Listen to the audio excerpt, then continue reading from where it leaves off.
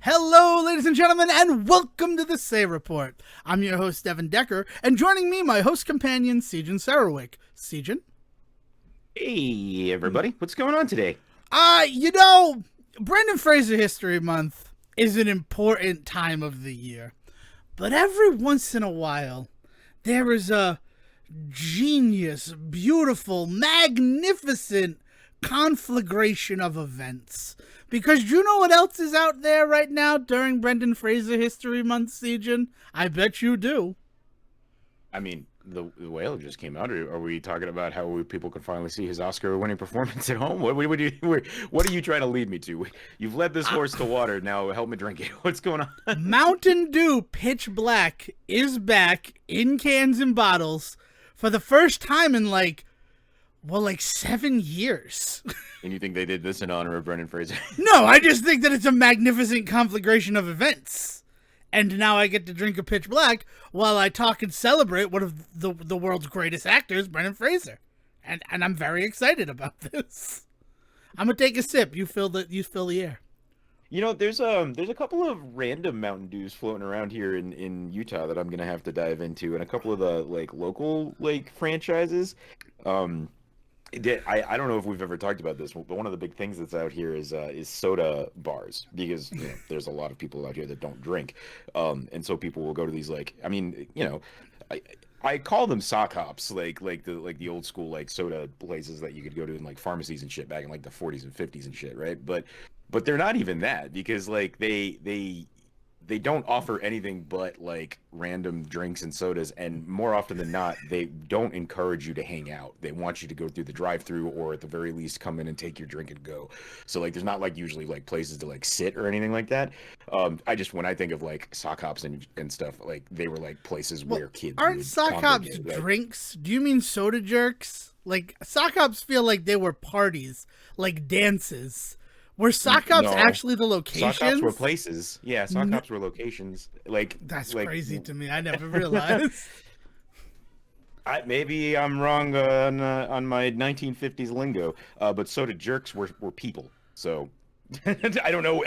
You wouldn't hang out at a person either. So according to Wikipedia, a sock hop or socks hop, because fuck language, and you're not going to tell me how I'm putting my words in order. Or just a hop was an informal sponsored dance event for teenagers in the mid 20th century.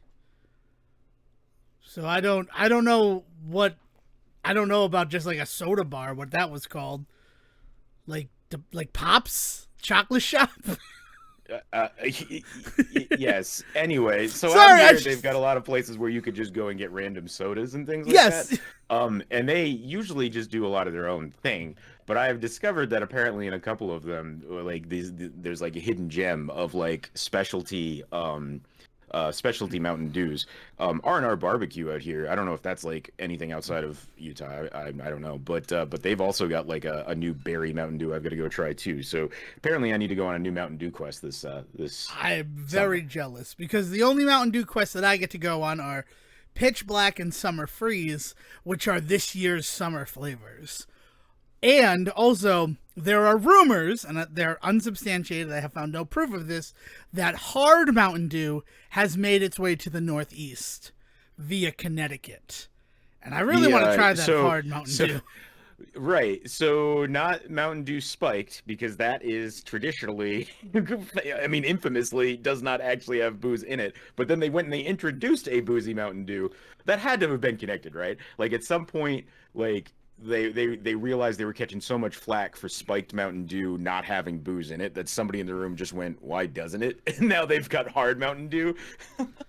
Yeah, I don't know. I would love to have been in that conference, just to be completely honest with you. Wherever that idea came from, it just makes no sense to me. But Hard Mountain Dew, which is just stupid to say. That's because you're not from the South, my dude. It's Mountain Dew and booze has been a tradition. Oh no! That's no. I mean the conversation where well, we got Mountain Dew Spiked. Why don't we have a Hard Mountain Dew? That's what we'll call it. No, we should call. We already ruined it. We already have everybody. They can't change it. No, kidding me, Have CJ? you so have you had a hard Mountain Dew yet? I have not had a hard Mountain Dew yet. Like I said, I'm just curious what I'm curious what the team up is there, like who they're working with to make it boozy. Because out here we've just gotten Arizona has started putting out hard Arnold Palmers. wow. Um, Is it still just $1 a can? I imagine it's not. so But no, because you got to get them at the liquor store, and they're $12 for a 6 pack or something like that. It's not like a traditional Arnold Palmer. Man, I got through the first time without a problem. But yeah, it's not a traditional iced tea lemonade, right? Like it's a malt beverage, so like they're definitely doing something different with it. It's not their traditional thing, but it does say sponsored by Arizona or a product of Arizona Bottling Company on it. yeah, I And mean I'm that just makes sense. and I'm just fascinated that somebody at that company is now like the guy responsible for like the booze part. Right? Like there's a master distiller working for Arizona now, and that's amazing. Yeah. I don't know. I'm not sure. The fact of the matter is, like, it was only located in the Midwest for so long, the Hard Mountain Dew. So that when someone's like, I found it in Connecticut, I'm like, oh my God, I want to go and try and find it. But at the same time, I need to see something else before I go on a quest to Connecticut liquor stores. I don't want to look Yeah, like and crazy. And it's not on their website yet, which is the other thing, because the website specifically says we are legally available in these states, and Connecticut is not one of them. Yep. So, I mean, I like Smokey and the Bandit, but I'm not interested in living the fourth part myself. Well, and I'm never going to see it in Utah because Yeah. the mere fact that it's Mountain Dew branded is enough to scare off a lot of people around here from even bothering to sell it, and the state is the one that runs all of the liquor sales in Utah, so they'll never allow it because it looks like it's marketed to kids. Yeah. I don't agree with that statement. I want to make that very clear. But it's the idea that because Mountain Dew is on it, there's going to be an association with soda, which means that it's too close and kids are going to buy it, despite the fact that it'll probably only be available. I imagine it's more than 5%, but maybe it's not. If it's more than 5%, then it would only be available in liquor stores anyway, but that would just be enough but the branding alone would be enough to scare people off around here from it. It's the sad truth of Utah is that it doesn't take much to put the kibosh on that kind of fun stuff out here. It makes perfect sense, everything you're saying. I am now on their website because FAQ. What does Hard Mountain Dew? It is 5% alcohol by volume, contains 0 caffeine, no added sugar, 2.2 grams of total carbs, and 100 calories per 12-ounce serving. Well, it's even worse then because at 5%, it's now legally the responsibility of grocery stores as opposed to the liquor stores, and that would definitely not fly because then it would be on a regular grocery store shelf, and so kids would see it. And the other problem out here is that because there's a lot of people that don't drink at all, they're not extremely educated in this stuff, and they find themselves working at places like, say, grocery stores, so that like when people buy stuff, they don't know what they're looking at, and it can cause problems. I've had the reverse side of the coin happen where I've tried to buy just ginger beer and had somebody ask me for my ID, and I'm just like, that's not.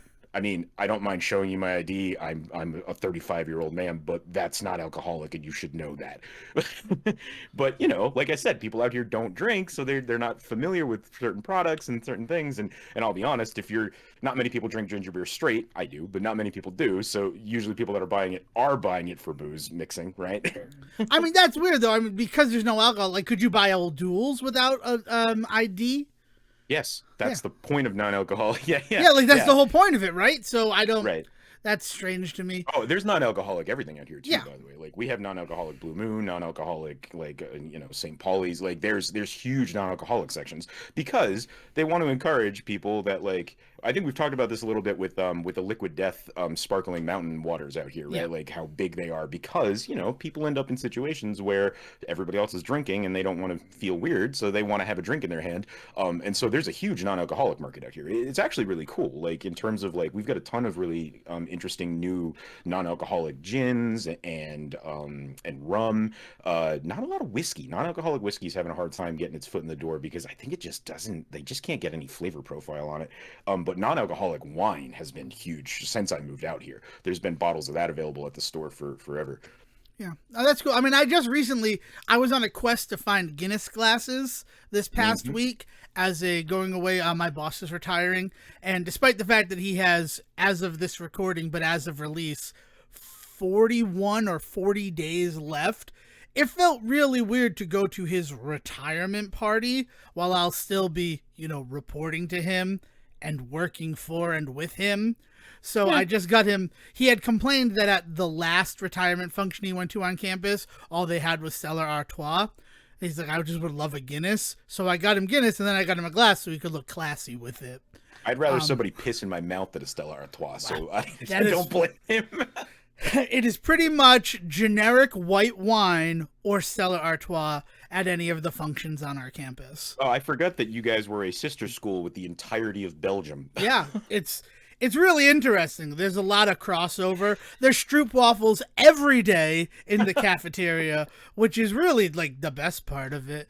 It was so I wanted to get him a Guinness glass, and initially I wanted to get him. Remember, I don't know if we ever went to one of these.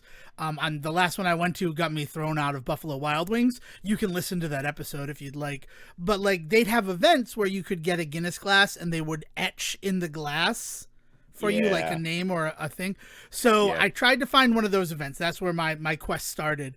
Couldn't find any of them, which is not surprising. Usually they happen leading up to St. Patrick's Day, not 2 months afterwards. Though I did buy a Shamrock Shake on Cinco de Mayo, so who the fuck knows? Like what timing is at least throw some tequila in? Yeah, of course. That was the thing. Like I came home with it and everybody's like, it is not Shamrock Shake time. I'm like, they sold it to me. I'm going to make it a Cinco de Mayo mixer somehow. Nice. So that was a good time. So then I went to the Guinness web store to try to order one because I knew you could order one. And they were sold out specifically of the etched glasses. So if I'm going to pay the shipping from Ireland, I was like, it's not really worth it. And then I found stores that said they had them. But then when I went there, they opened up the box that said Guinness glassware. And do you want to know what was inside of it? Aliens glassware? Stella Artois. Just Stella Artois 6-pack. I'm just like, really? This is God or somebody playing a prank on me. Well, I will say that at-home glass etching has been very popular over the last couple of honestly a decade or so. Like it's been a big thing. We've actually got a couple of pieces in the house that a family member has made that are gorgeous. But it does take a deft hand. So if you're up for it, you could probably do it yourself. But you got to make sure you get a hold of all the right equipment, the etcher, the gel, all that shit. I didn't have the time for that. So then I just came. I'm going to find a glass. And I found a store that had them in stock after the one that wasn't. But like it was a 2-hour drive. And I'm like, I'm just going to stop in at this pub and see if I can get them. So I got the glasses. But in this quest to find a Guinness glass, I learned that they have non-alcoholic Guinness. And that really interests me. Specifically for something like... the drop shots that the Irish drop shots that I don't want to say the name of because it's offensive for many reasons, where you put the Jameson whiskey and the Baileys and you drop it in and then you drink the whole thing. Yeah, but a whiskey drop. Yeah. Like I would love to try one of those with non-alcoholic Guinness because then the shot is just the Baileys and the whiskey and like it's just the vessel to deliver it. So I'm interested in that. So weirdly, that's a crossing of the paths of non-alcoholic stuff coming into life. And also on the website, it is, of all things, the Boston Beer Company is the manufacturer of Hard Mountain Dew. So the fact that it's not available in Massachusetts is interesting to me.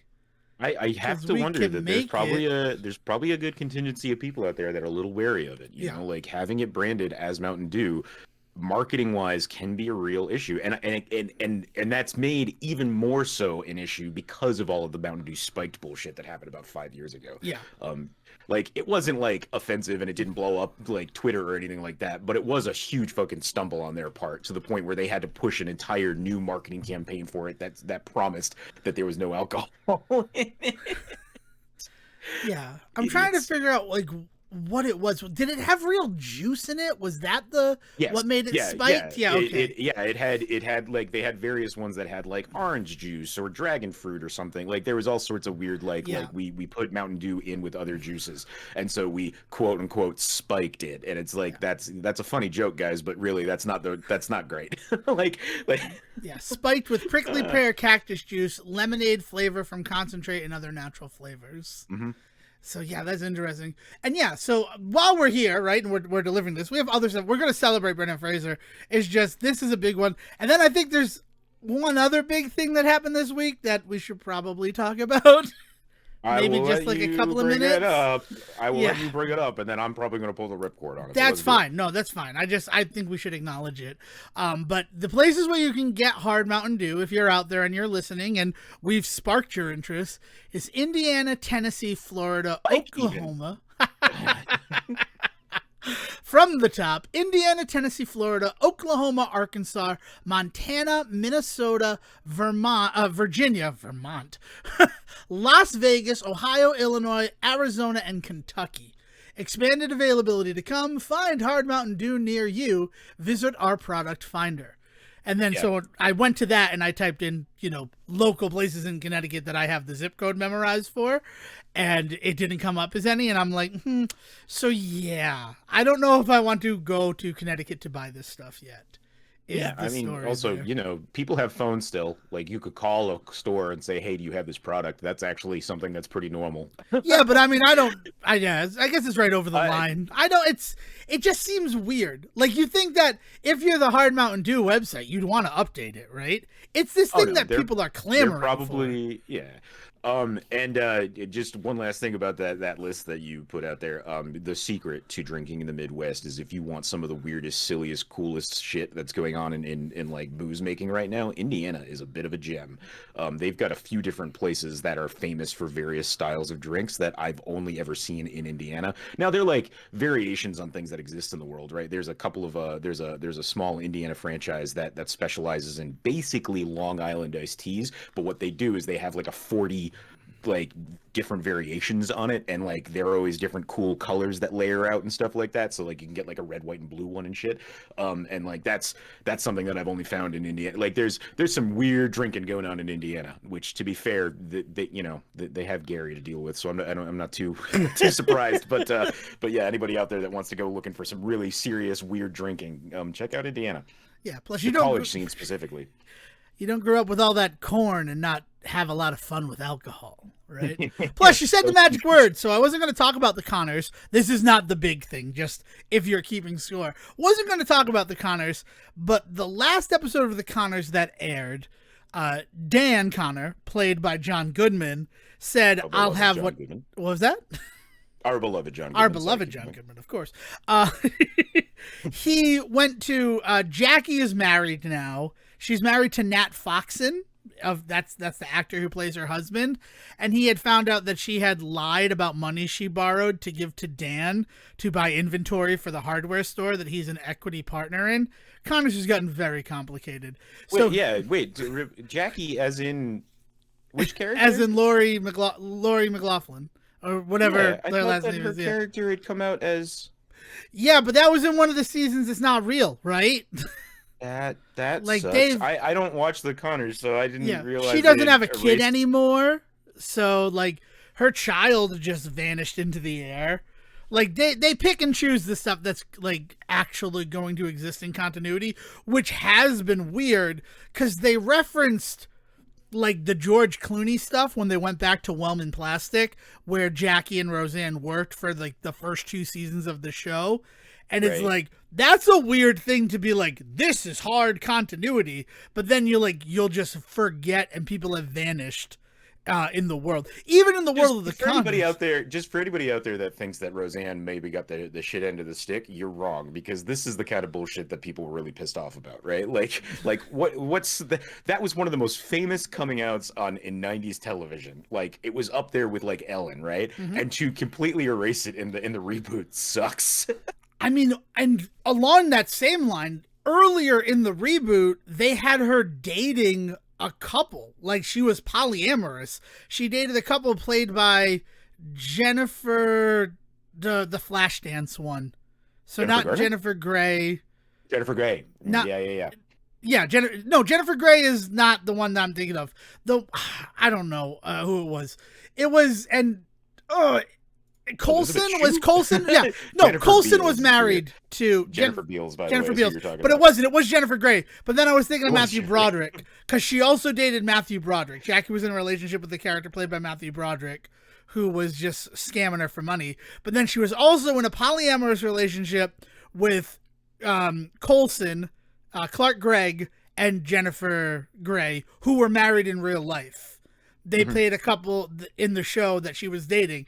And that was one of the first people that she dated. And that really made me happy because of that whole coming out thing.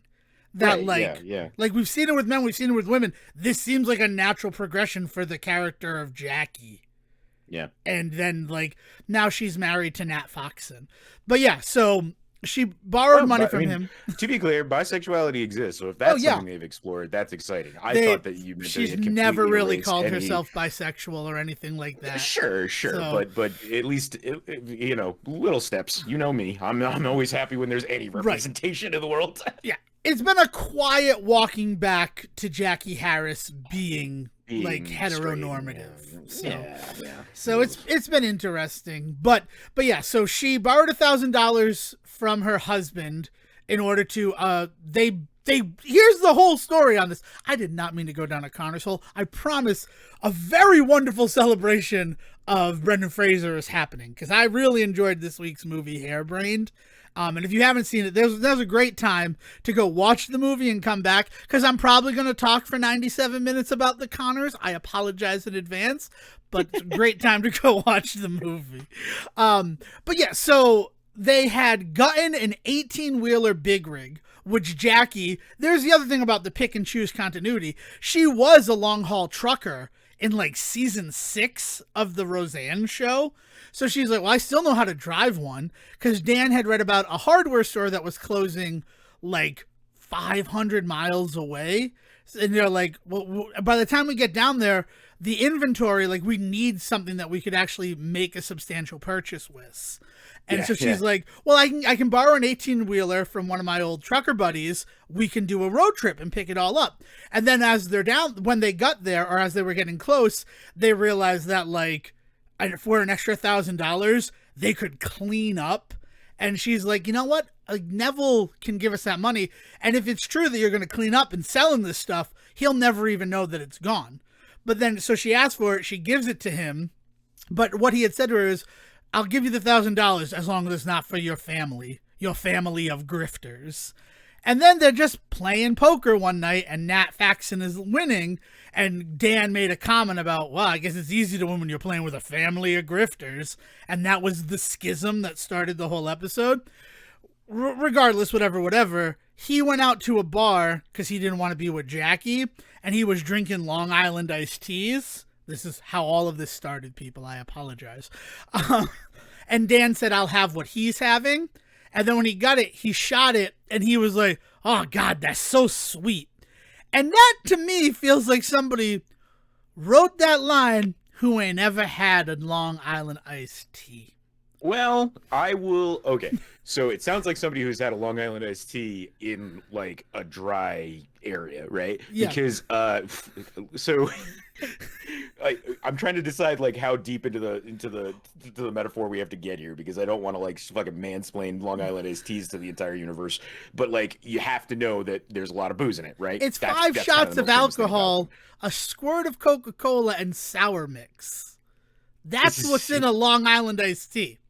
Unless you order it in Utah, where they legally can only put 1.5 ounces of a specific liquor, and then they can put a 1/2 ounce of a flavoring liquor, quote unquote, and certain things get classified as flavoring liquors out here. Oh my God. No drink can have more than 2 ounces of booze in it out here. And guess what?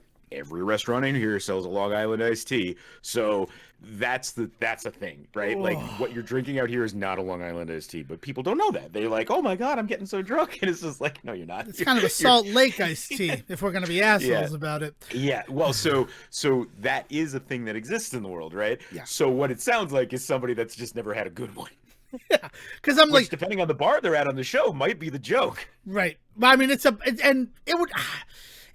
like it was like the kind of bars that I would go to, like the Woods Tavern, which I think at the time was JC's. I don't know if we ever drank there together. The one like right up the road from my house. Yeah. Like, that place, you getting beer there. You're very rarely you're going to get a mixed drink there. So maybe they don't know how to make the mixed drink, but it's Illinois. It's not Utah. It was just one of those moments where I'm like, and like the primary ingredient outside of the 5 shots of clear liquor is sour mix. So doing that like a shot, which is how John Goodman took it, like, it wouldn't be sweet at all. I don't. Yeah. I am willing to forgive that because Long Island iced teas are fucking gross. I've had good ones, but it is like if I've had 100, I've had maybe 2 or 3 good ones. I can sign that and agree. Yeah. But you know what? That was written by somebody. Somebody had to write that Long Island iced tea into that episode, which feels like a perfect. We know now that AI has been employed in script writing for a while longer than we thought. And you know what? An AI has probably never had a good Long Island iced tea. They just thought the sweet tea, and that's why he had him say that. Right now, so we recorded last Monday some more Brendan Fraser quiz of Brendan Fraser episodes, and everything was normal at that time. Will, Sejan, and I had a lovely time recording those episodes for you, and then we went our separate ways. And then when we woke up the next morning, we had fused together into one. What? No, that'd be crazy. Where are you going? The Writers Guild of America was on strike. Oh, hey, I referenced that. Yeah. No, you're right. We should definitely mention that we are in the middle of that as a show that has no connection to it whatsoever. I also want to make that clear. Yeah, right. So neither one of us are in the Writers Guild. Or have writers working for us that work in the Writers Guild. We are so far removed from this problem that we probably shouldn't talk more than a couple of seconds about it. Well, I mean, I submitted Slether to the Writers Guild of America. It was registered with them for the 10 years. But like that's how many years ago? Well, that's completely disintegrated. That disintegrated in the year that Hairbrained came out, of all references to make in the middle of this episode. But like that's the closest that I've ever been to it. And again, you listen to the show. Do you think we have writers for this? Maybe. I watch a lot of Adam Conover on YouTube, so that's about as close as I get. Yeah, God. He has really like leveraged himself to be Adam ruined the writer's strike, though, huh? With how public a face he's become of it. Well, I do think that he is like I think that's part of his job with the guild. Yeah. Like I think he is a higher up in the guild. That's his job. Yeah, he is on the board. Yeah, right. So I think that I think he's purposely the public face of this, and I I'll be clear, like this is a little bit of a fanboy in me, but there isn't anybody else I'd want there right now. Like the guy is a phenomenal researcher. He also has the actual writing credits to back up a lot of it. Mm-hmm. Like I'm very pleased that he is the one that's been leading a lot of this. He also has a very good understanding, him and his team, because he's still working with his team on stuff to get stuff out there, both for YouTube and the show he had on True TV and all of that shit. But he's always had a really good team of people around him, of researchers and presenters. Like they're just so good about talking to people that are not in that world. They're very good at welcoming people into the conversation when it comes to that stuff. Anybody that's never seen Adam Ruins Everything, check out even just some YouTube stuff from him. But I would suggest just watching some of his shows, including, didn't he just do a 4-episode special for HBO or Netflix about the government? Yes, I don't remember the name of it or anything that, but he did just complete something. He did do a government show for, I think it was for HBO, but I mean, I'm gonna look this up because But go ahead, talk about the strike a little bit. So I mean, the reason why I bring it up is because there is a writer's strike going on right now, and Sejan and I are old enough to remember what happened in 2007. When the writers went on strike in November. It's the G Word with Adam Conover on Netflix, by the way. It's a 4-episode special on Netflix, and you should check it out because it's heartbreaking because the government sucks, but he is very good at explaining what's going on. Yeah. Sorry, go ahead. No. So the last time the writer's strike happened, we were in college, right? We were in college, and it was weird times because we were literally ensconced with a bunch of creative-minded people. Yeah, So and like, I mean, the one that I remember being the thing that was like really hit, that really affected people around us. Not even you and me, maybe you, but not me. But Heroes was the big thing, right? Like we had a bunch of people around us that were so fucking invested in Heroes. They would have like a 10-person meetup every time an episode came out, and I remember like the collective cry from them when they found out that season of Heroes was going to get cut short. dude, I know that I may have based an entire other show that we've worked on the trajectory of Heroes. I have no love for that show. It is a show that I watched like I No, I think don't two think I don't. Yeah, episodes of. here's But the I just want here's to the make sure that secret. we put that down on paper. Yeah, here's the secret of anything past season one of Heroes. Nobody likes anything after that. Yeah. It's just a group of people that kind of convinced themselves this was a thing they were going to keep doing. And hey, like I get it. The thing is, like the reason to meet up is really not the point. It's the fact that everybody was getting together and meeting up. Like I adore that aspect of it. But like we had nights with that same group where we just hung out and played Marvel Ultimates, and those were much better. Yes. Yes. But yeah, but no, that's it. But you're like, you don't know. I was not connected here, but I had to hear about it a lot from the same people who were like, come on, it was just starting to get good again. And now they're going to cut it short. You heard yourself, right? You heard yourself. And then the other one that I think of, and this was a big one, it actually got me into the show, was the 4th season of Lost. Because that became a truncated, shortened season. And I think that the 4th season of Lost was the first one that I was actually interested in. Because rather than getting to stretch out the mysteries... Yeah, like, yeah. The show that like made filler episode a dirty word suddenly couldn't have filler episodes for a couple of weeks, and everybody suddenly liked it. Yeah, yeah. But everybody around was like, but like they're just answering stuff so soon. This is crap. And I'm like, no, this is compelling. Because once they answer one question, they have another question ready.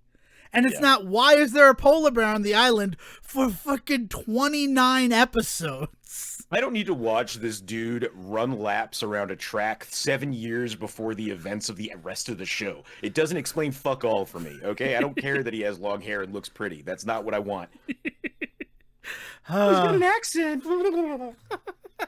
So yeah, so those are the things that I remember. And I had wondered if maybe it was the reason why we were going to the movies so frequently was because TV had just ground to a halt. But no, they happened in November and we were seeing movies primarily in the summer. So like that's specifically, you and I were trying to stay away from the TV people is really what was going on. Yeah, that is. we went to the movie theater because everybody that was like the TV people were like, we don't do movies. And we're like, that's cool. We don't do Heroes. We don't do, we like to go to the movies. We like quick, condensed stories that then we can talk about. Not also, we were pretty much on board with the whole, they're going to put this whole series out on DVD or and we'll watch it then. We'll watch it when it's done. Watch it then. Especially, that's how I watched the first season of Lost when I was lied up after my appendicitis and the removal of my appendix. And I'm like, oh, this is pretty good. And then I tried watching season 2 like weekly, and I'm like, oh, this is awful. This is, I don't get answers? No. But yeah, that's the thing that happened. And a lot of people have been referencing the 2007 writer's strike. I think with like good reason, because if you look at television, a lot of things happened at that time. Like, there was a rise of reality television. Everybody who says reality television has existed since the 90s, they're not wrong, but TV networks needing to fill the airwaves in order to get that sweet, sweet sponsor money fell on reality TV. And that's why, right now, ABC is going to be doing nothing but reality television. Like the Jeopardy Masters tournament, that's fun and it's great for people who are fans of Jeopardy. It is on every day of the week except for Thursdays, where Station 19 and Grey's Anatomy are, because Station 19 and Grey's Anatomy have sponsors from the fact that Grey's Anatomy has been on since before the last writer's strike. Yeah, I will say that, like, man, what a time in history. Like, looking back, hindsight, we can kind of point to that as one of the earliest cuts in the cable, like, bullshit, right? Like, streaming is really what came along and really went for the jugular. But, like, that strike and that era and, like, it kind of opened the door for the golden age of television, because, honestly, a lot of artists at that point kind of stepped back and had to kind of reevaluate what was important again. And then as far as the reality TV aspect of it, like that is like the last breath, the dying breath of TV is going to be reality television. Like, look at MTV specifically and the ways in which I think literally 60% of their programming is ridiculousness. Did we talk about that on air? You've said it before, and I haven't had the strength to go and actually do the math on it.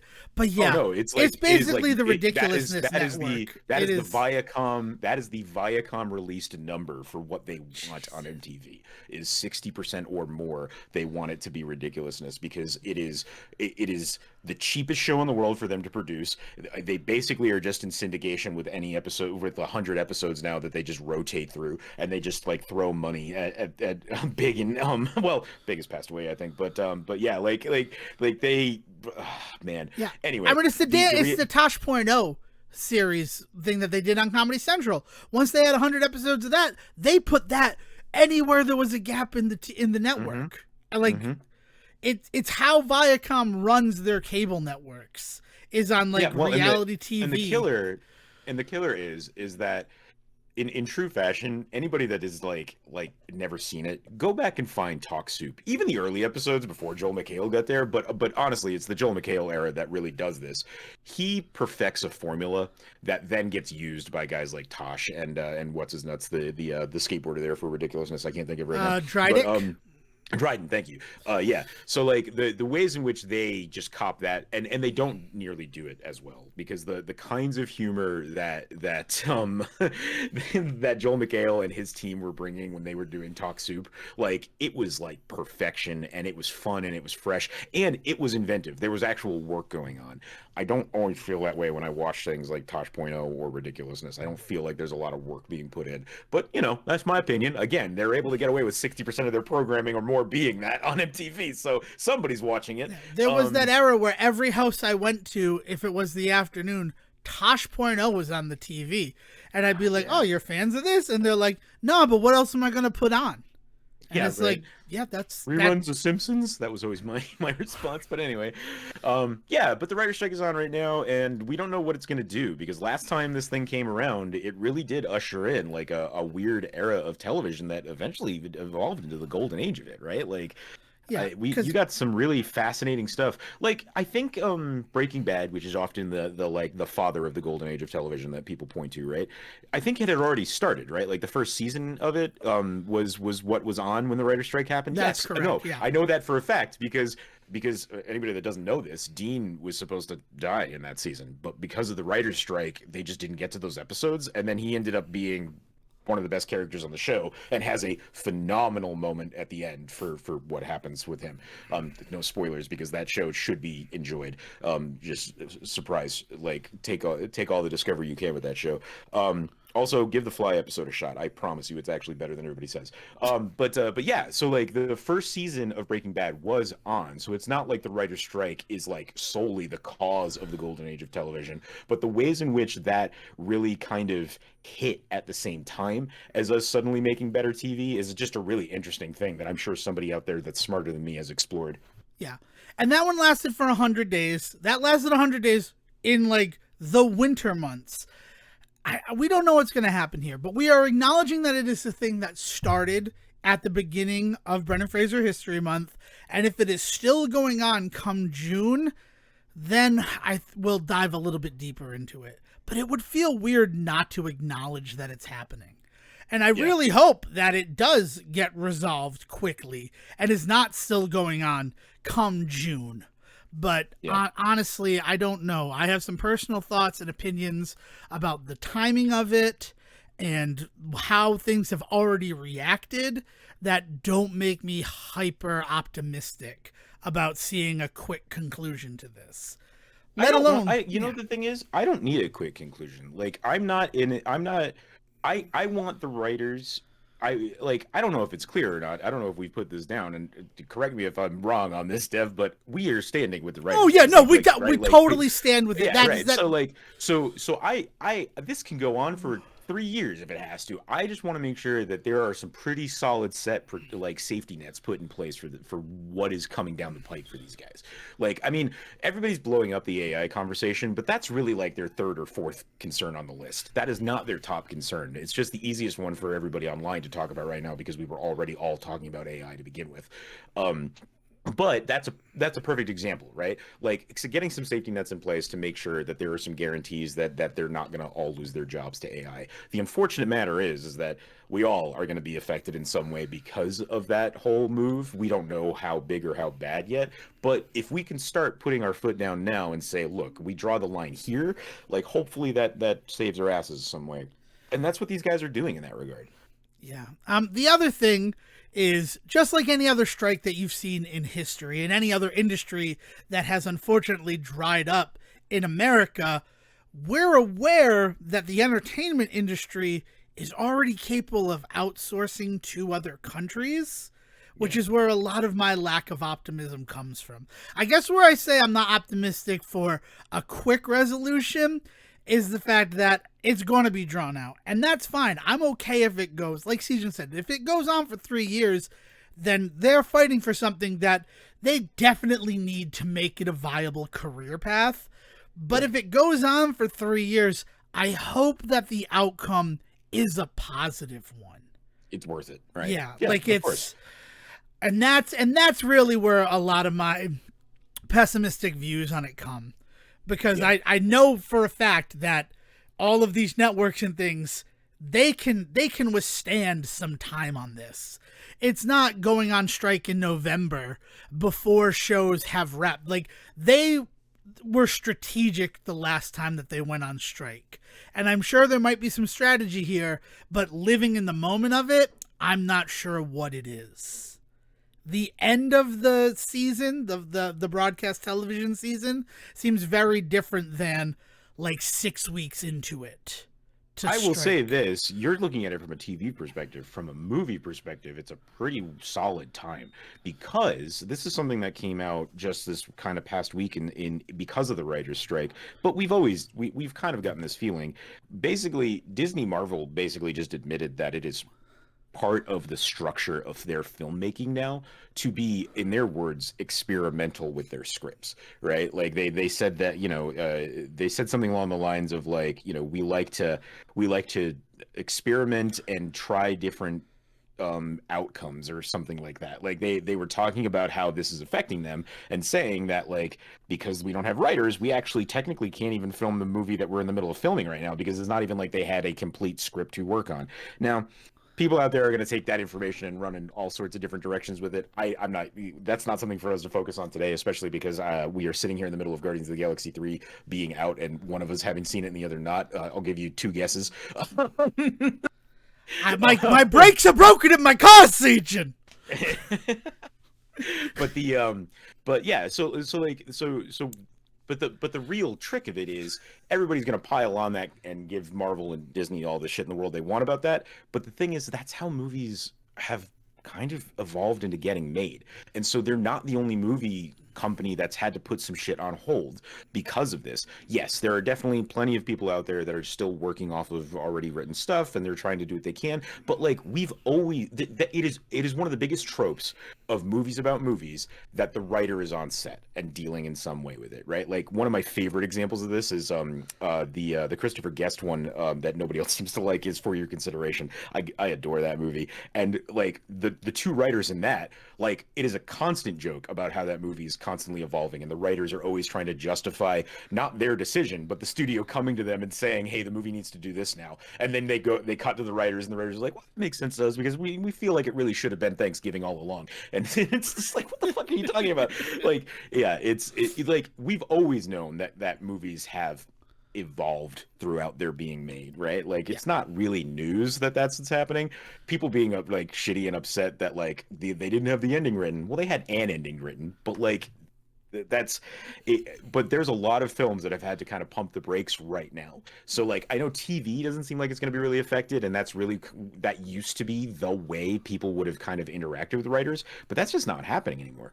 And then the other side of that, divorce from TV and film, is there's also a lot of creative writers for things in like YouTube now that we don't really think about because you and I are not like too totally deep into that kind of YouTube, but there is stuff out there that is on hold series wise and things like that, streaming across the board that has release schedules that have nothing to do with TV schedules now.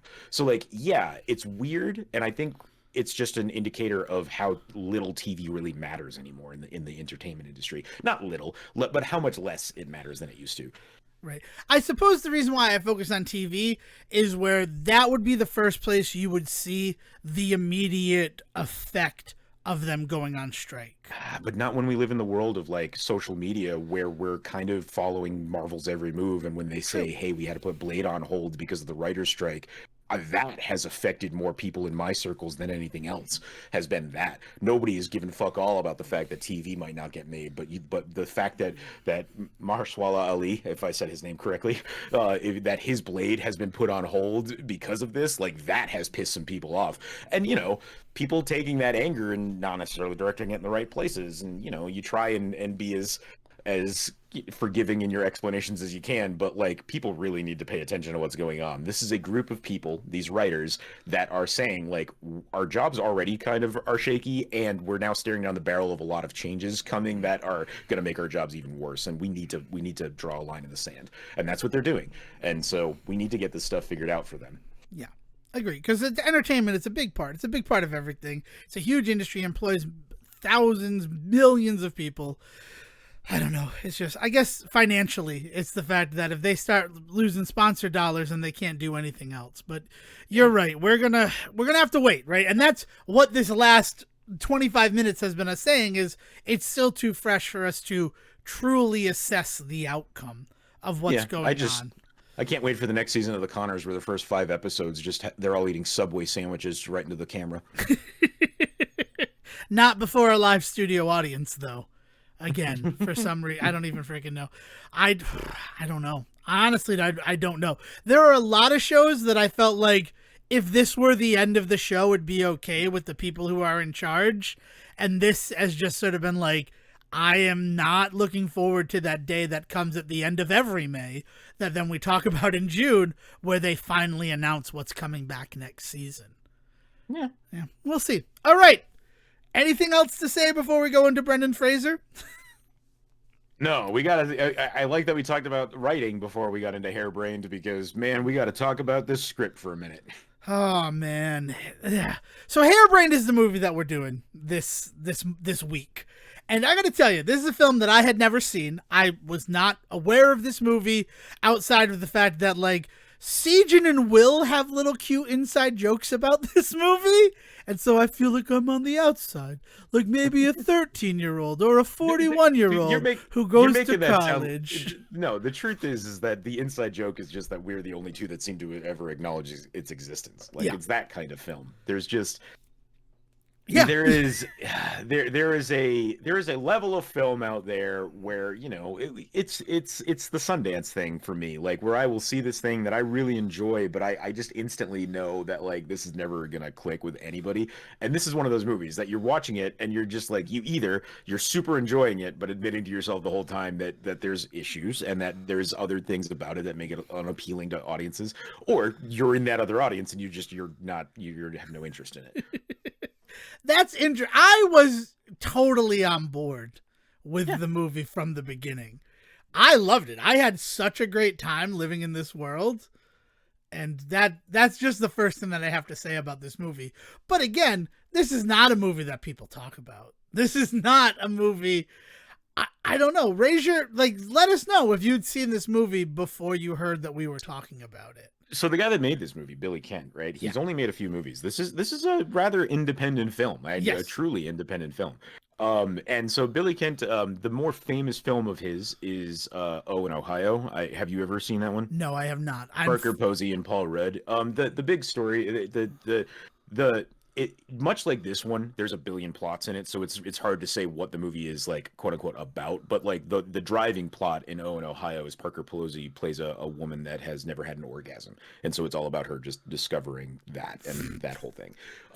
I should have picked that up from the Oh in Ohio. Yeah, and that's like a 2006 film. and so from there, the popularity of that, like it's one of those critical successes, not necessarily financial, but for like an indie film in 2006, definitely like worth noting. So he has the ability to do a follow-up film, and this Hairbrained is the follow-up film. So that's the other thing about it, is it's got a lot of second movie syndrome to it, especially I think in like the I kind of had a feeling as I was watching it, and then reading other people's critiques of it, I was felt a little justified. It is influenced heavily by a lot of films that come before it. And I think some of that is because, as second movie syndrome goes, like there's this feeling like, oh, I got to get this movie made. There's not always a lot of originality in second films. For some people, it's because they're straight up doing sequels to whatever their first one was. For other people, it's because they feel rushed or feel like that, they don't know if they've got another movie in them. There's that happens a lot with independent filmmakers, I feel, and this movie is a prime example of it. Some movies that this often gets compared to, first and foremost, is Rushmore, which is a weird one. That's the one that RogerEberts.com's review, written by let me see if I get this right. I want to make sure that, because it's not Roger Ebert that does these. No, it's not Roger Ebert who does, but it's on the Christy website. Lemire reviews it. Does not like this movie. And cannot stop comparing it to Rushmore. And there's definitely something to be said about that. I don't think it's as much as this review really leans into it. I don't think it's that bad. But the other one, weirdly, is Real Genius, the Val Kilmer one. That's crazy. Which is a crazy movie to reference, right? Oh man, like, first of all, comparing this movie to Rushmore would be like comparing Reign Over Me to Little Manhattan.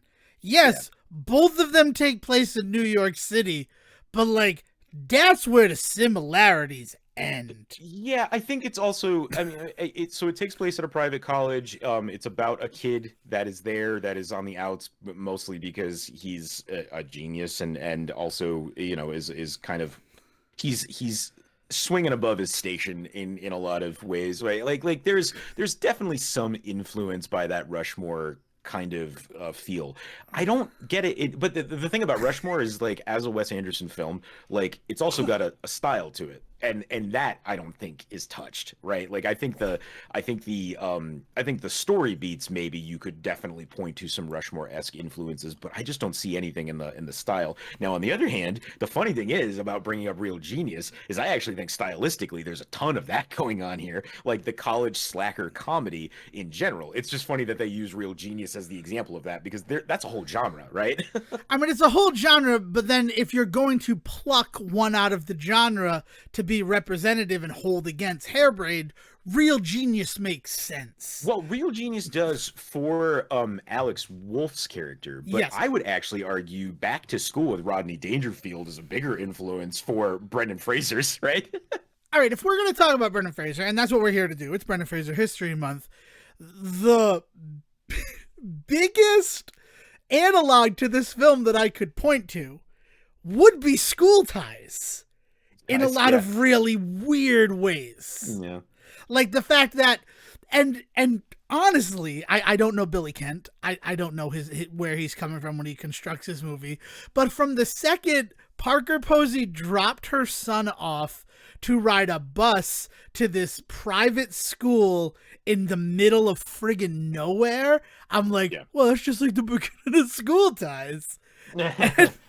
and then suddenly, like, it just feels that way. And the fact that it becomes a weird collegiate athletics film where he doesn't have value until, like, it doesn't go as far as, like, the code part of it or the fact that, like, he's hated for being this child genius. But in the beginning, there's some gruesome fucking treatment of Alex Wolff's character because he is a 14-year-old at college.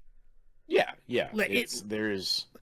what the Harvard guy does to him, where he lifts him up by the nostrils and then smacks him with his other hand to the ground, leaving him with like what looks like a broken nose. Like that was a moment where I'm just like, yeah, the other guy, right, his mortal enemy, gave him a swirly, but like not even that deep. His hair was barely wet after that. That guy just assaulted a minor. Yeah, the absurdity doesn't work because it just becomes, I say offensive, but I'm not like clutching my pearls while I watch it. It's just like it's uncomfortable, Yeah. right? Like it's just like this is fucked up. Like it's not absurd and fun. It's absurd and like scary almost. Like you're like, oh, Oh, when like Eva uncomfortable. Hansen is like, "I want to have your genius babies," to at the time the character turns 14 over the course of the movie.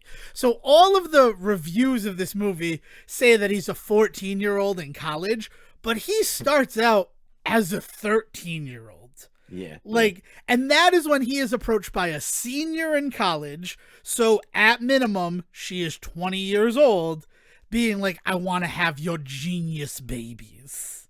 Yeah. Well, I mean, That's it's the, assault. I don't want to, I think that, accusations of grooming get thrown around a little too liberally nowadays, but I will say that like this is it is that kind of shit that just like really reeks of like old school filmmaking, like in like the conversations about like Big or Blank Check is the weirdest one, right? Where like the No, woman like Big is the openly like weirdest one because he engages in a sexual relationship. right, but she doesn't know that he's a kid when she does it. Whereas True. in Blank Check, she Yeah, openly knows Shay she openly open mouth kisses that kisses child. a child. Yeah, like that is that. I think that is where it gets really fucking weird, even in universe, right? Like meta, like as an audience watching that shit now, we're just like, oh, this is uncomfortable because we know A, B, and C about what's going on. But like even in story, there's no excuse for what happens. In I am an Blank Check. FBI agent, Siegen. I do what needs to be done in order to catch a money launderer. Like, he's not even like Of only like $1 million. he's Which a even in he's a 1990 white dollars is collar nothing. criminal through and Yeah, through. and not even a good one. Yeah, right? Like, he's small potatoes that the FBI is on, and she's like, "If I gotta kiss a fucking 13-year-old to catch this guy, I'm coming you for Miguel Ferreira." Right. Rest in peace, Miguel Ferreira. But so this movie has that, right? So going back to Billy Kent kind of borrowing. Yeah. Hello? Cough button. Oh, cool. Just making sure. I thought I lost you. Nope. So Billy Someone Kent. down wrong pipe. That's all right. Don't drink and podcast, kids. or do drink a podcast, but like have a cough button nearby. Yeah. So Billy Kent borrowing. Where were you going with that? No, just we started talking about the writer stuff. We're coming into this movie, and my biggest critique about this movie is everything to do with the creator.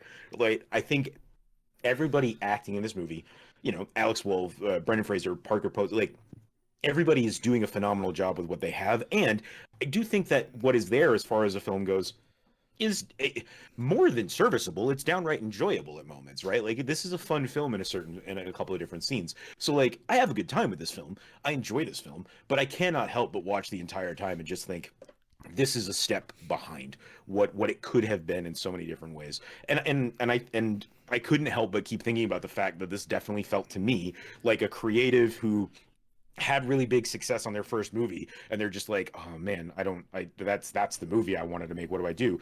I mean, it's Mallrats all over again. Like, I fucking love Kevin Smith. Also, there was some shit that went down with Kevin Smith this past week, and I just want, like anybody out there that is a fan of his is like I saw it too, and yeah, we're with him. Like some, Yeah. the guys went through some shit. It seems like he's on the ups now, and I'm really happy to hear that.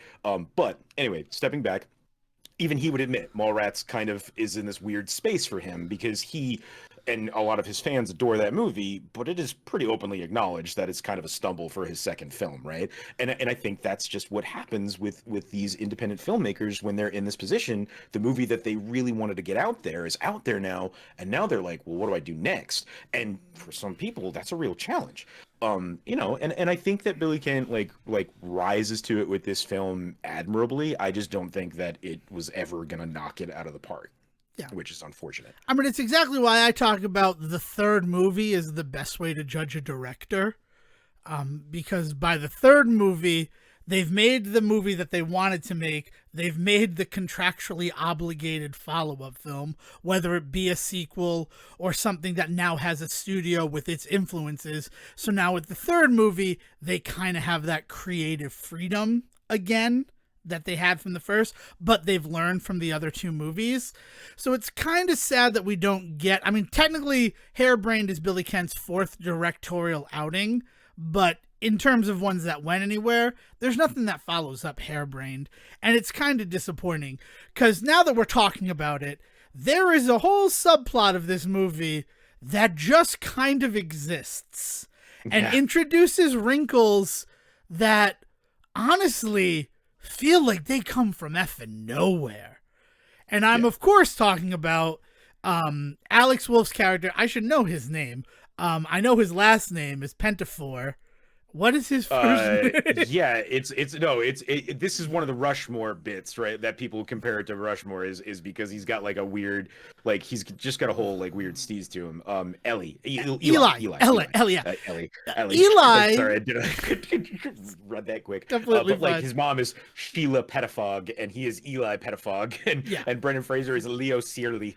Leo Searly. I mean, that's a great name. Leo Searly, probably one of the greatest Brendan Fraser names. Definitely in the top. No. These are all great names, but also human beings are not named this way, right? Like there's a weird like just higher level of reality, so it's a bit absurd, right? Like much like when we were talking about, well, you know, Eli getting slapped around, right? Like that clearly is not something that happens in the real world, but it basically feels like that, right? Like that's the joke of that scene, quote unquote. I mean, you say it doesn't happen in the real world.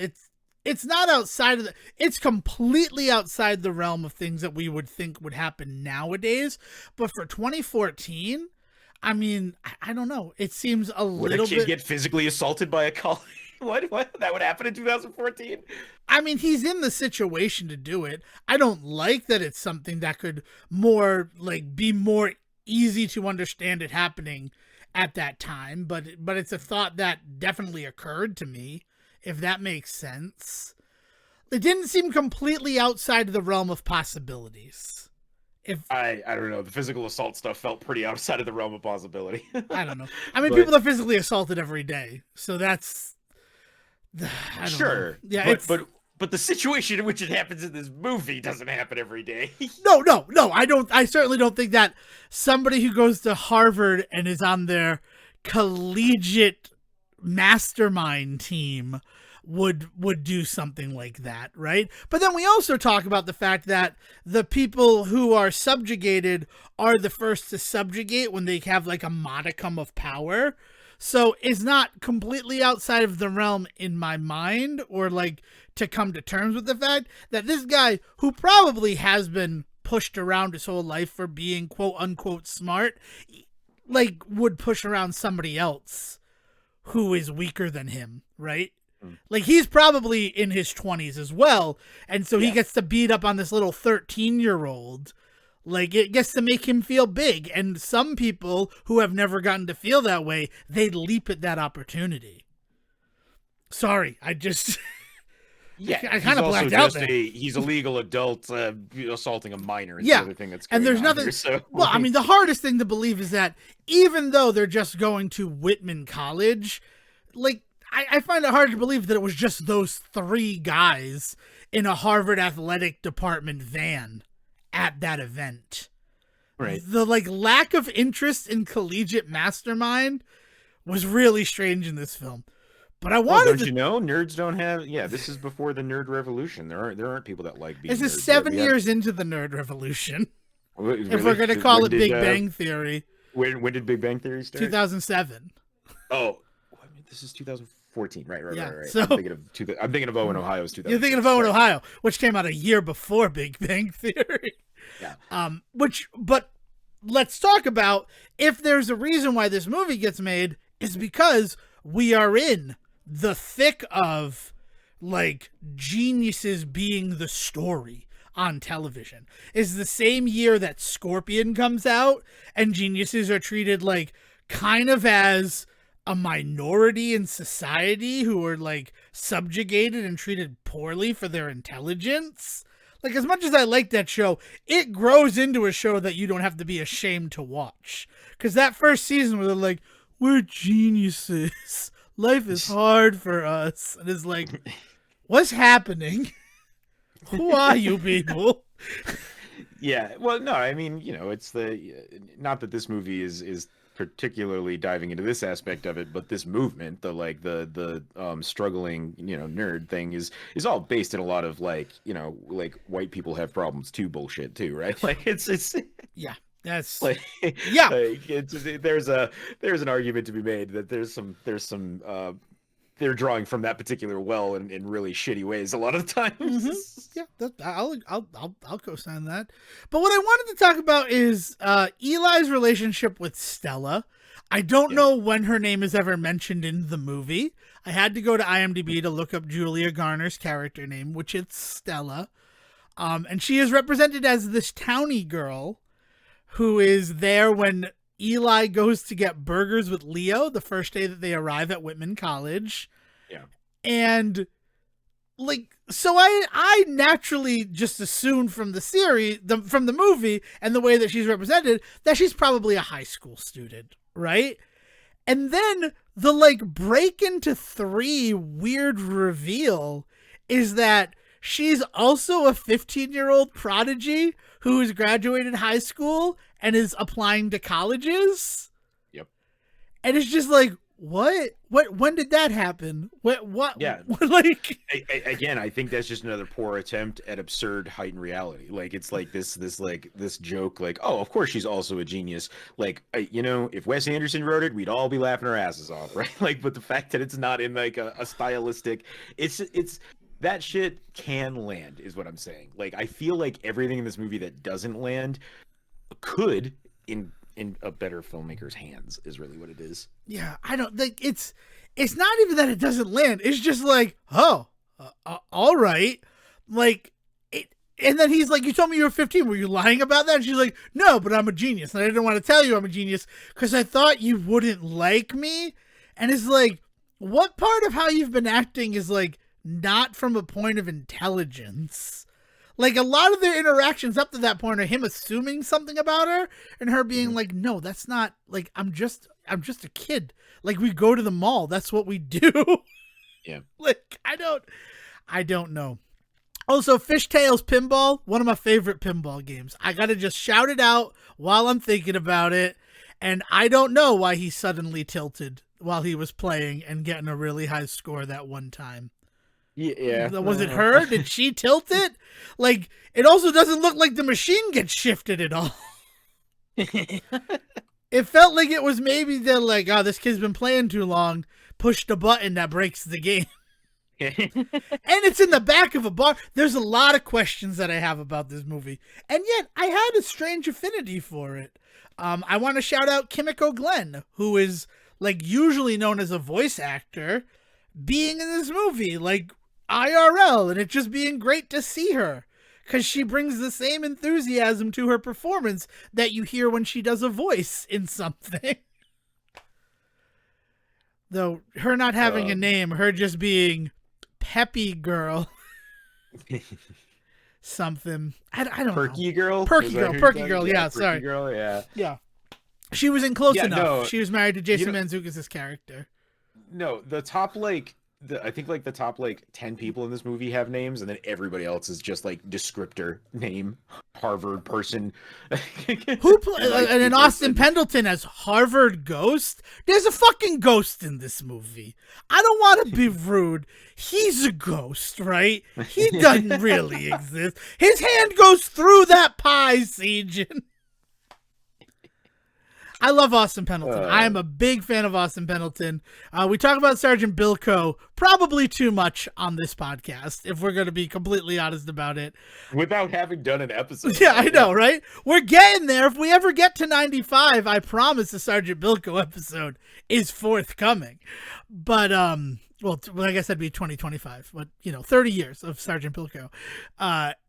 His character in this movie, introducing at the last second, I'll let you go to Harvard for free, full scholarship, as long as you lose the collegiate mastermind tournament. That thing that nobody cared about at the beginning of this movie. Yeah. There's man, there are so many payoffs, but they're not payoffs because they don't feel cathartic or rewarding, but there's so much foreshadowing and like I feel like they want them to all be Deus Ex Machinas, right? Like these like Ex Machina moments where like a thing comes back or a twist happens and suddenly the whole thing is turned on its head, right? Like it feels like this movie really wants to like like have fun in that regard, but what it does is it makes everything feel inconsequential. Like it makes entire swaths of this movie kind of pointless in certain areas when like for instance when the young lady reveals herself to also be a young genius, right? It makes it feel like all the tension that came before that was just for nothing, because you now find out that like they can actually be together and it can actually be a good, like it can actually be a fun acceptable exploration in a relationship. Like there's, it's just fucking wild how much this movie kind of negates like the last 15 minutes of itself like 3 times in this movie. Yeah, that reveal that she's also a young genius, like I'm like, she's got to be a high school student at least, right? With the whole like I've never kissed somebody, and the way that she's like, I hope to go to Whitman someday. We've all experienced never been kissed at this point. There are people that are much older that have not been. Well, she looks like that too. Yes. She kind of looks like Drew Barrymore's character in the movie, and we're going to talk about borrowed moments. Like they borrowed some, yeah. But it did. It really kind of felt like she never felt like an adult to me.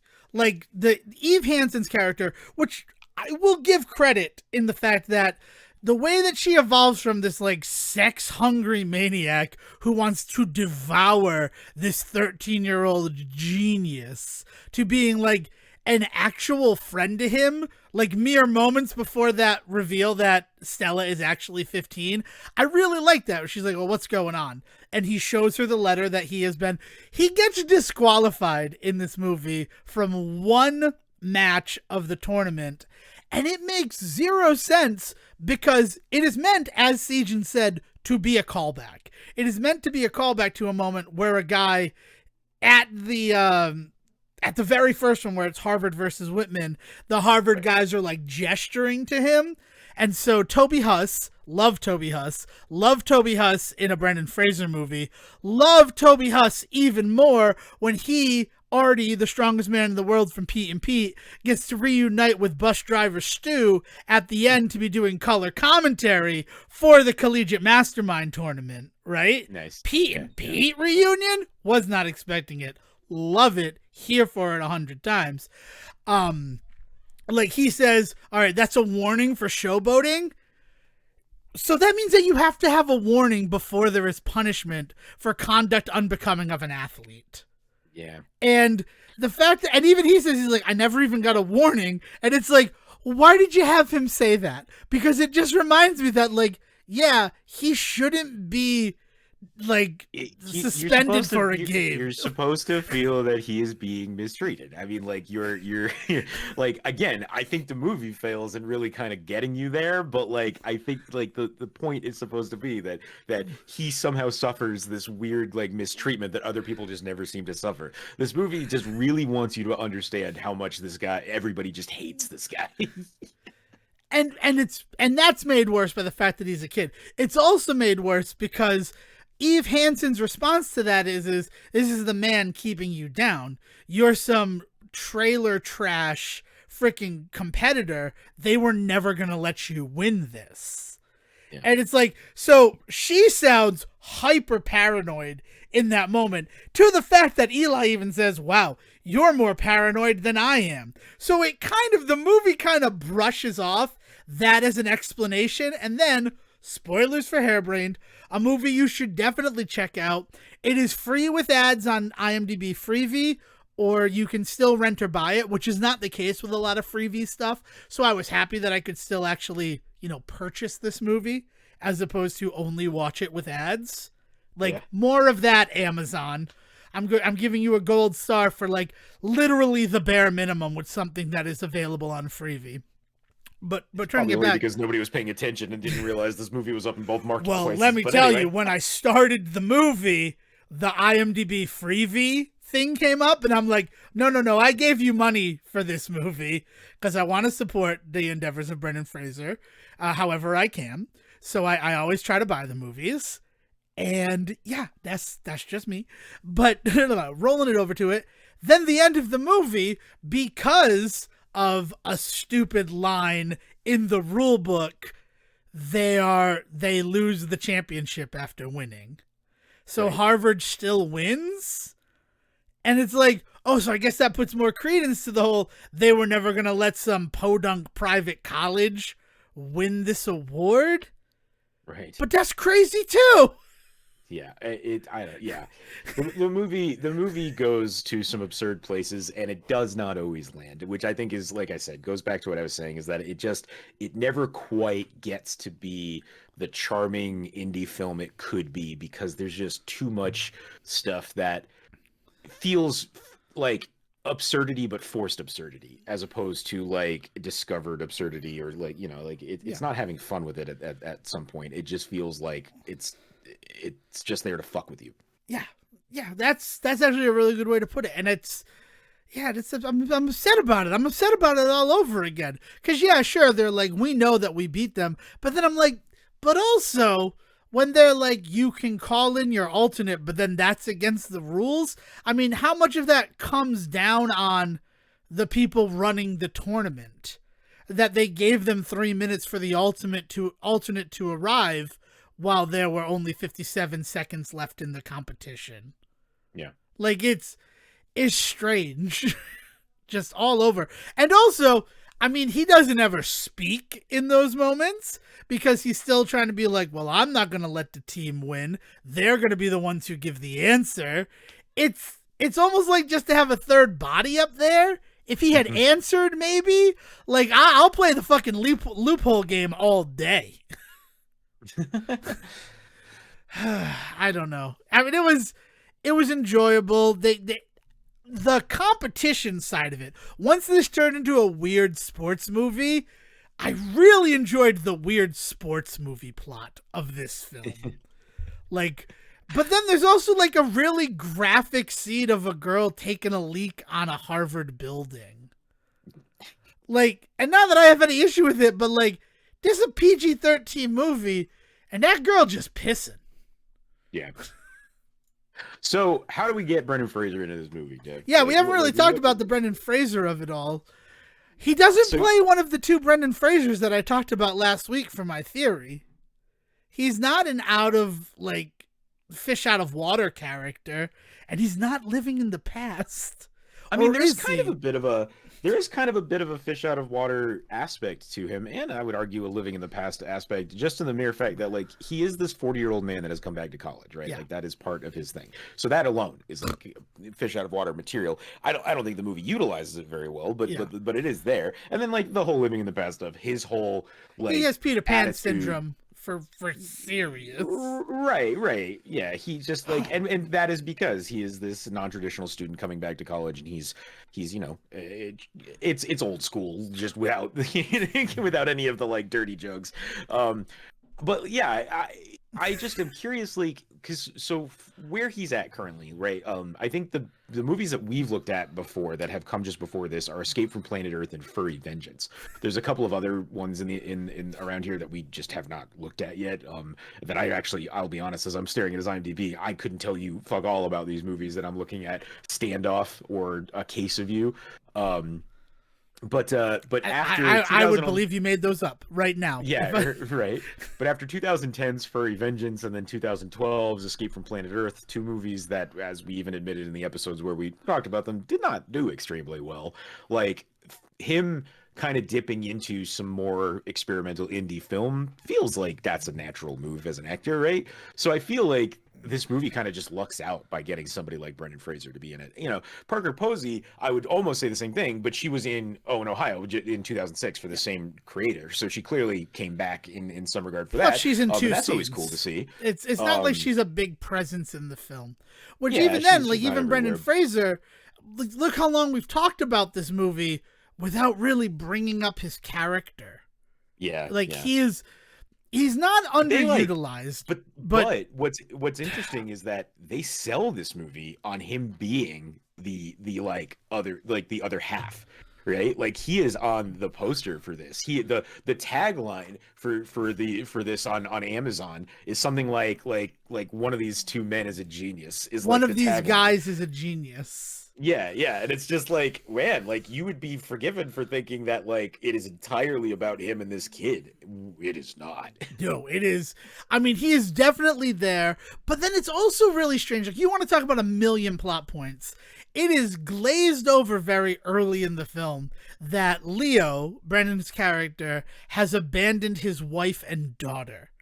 So then the fact that he is, like, sort of willingly acting as a father figure to Eli's character seems like, I guess I get it, because he abandoned his kids, but they also make it feel like he did that recently.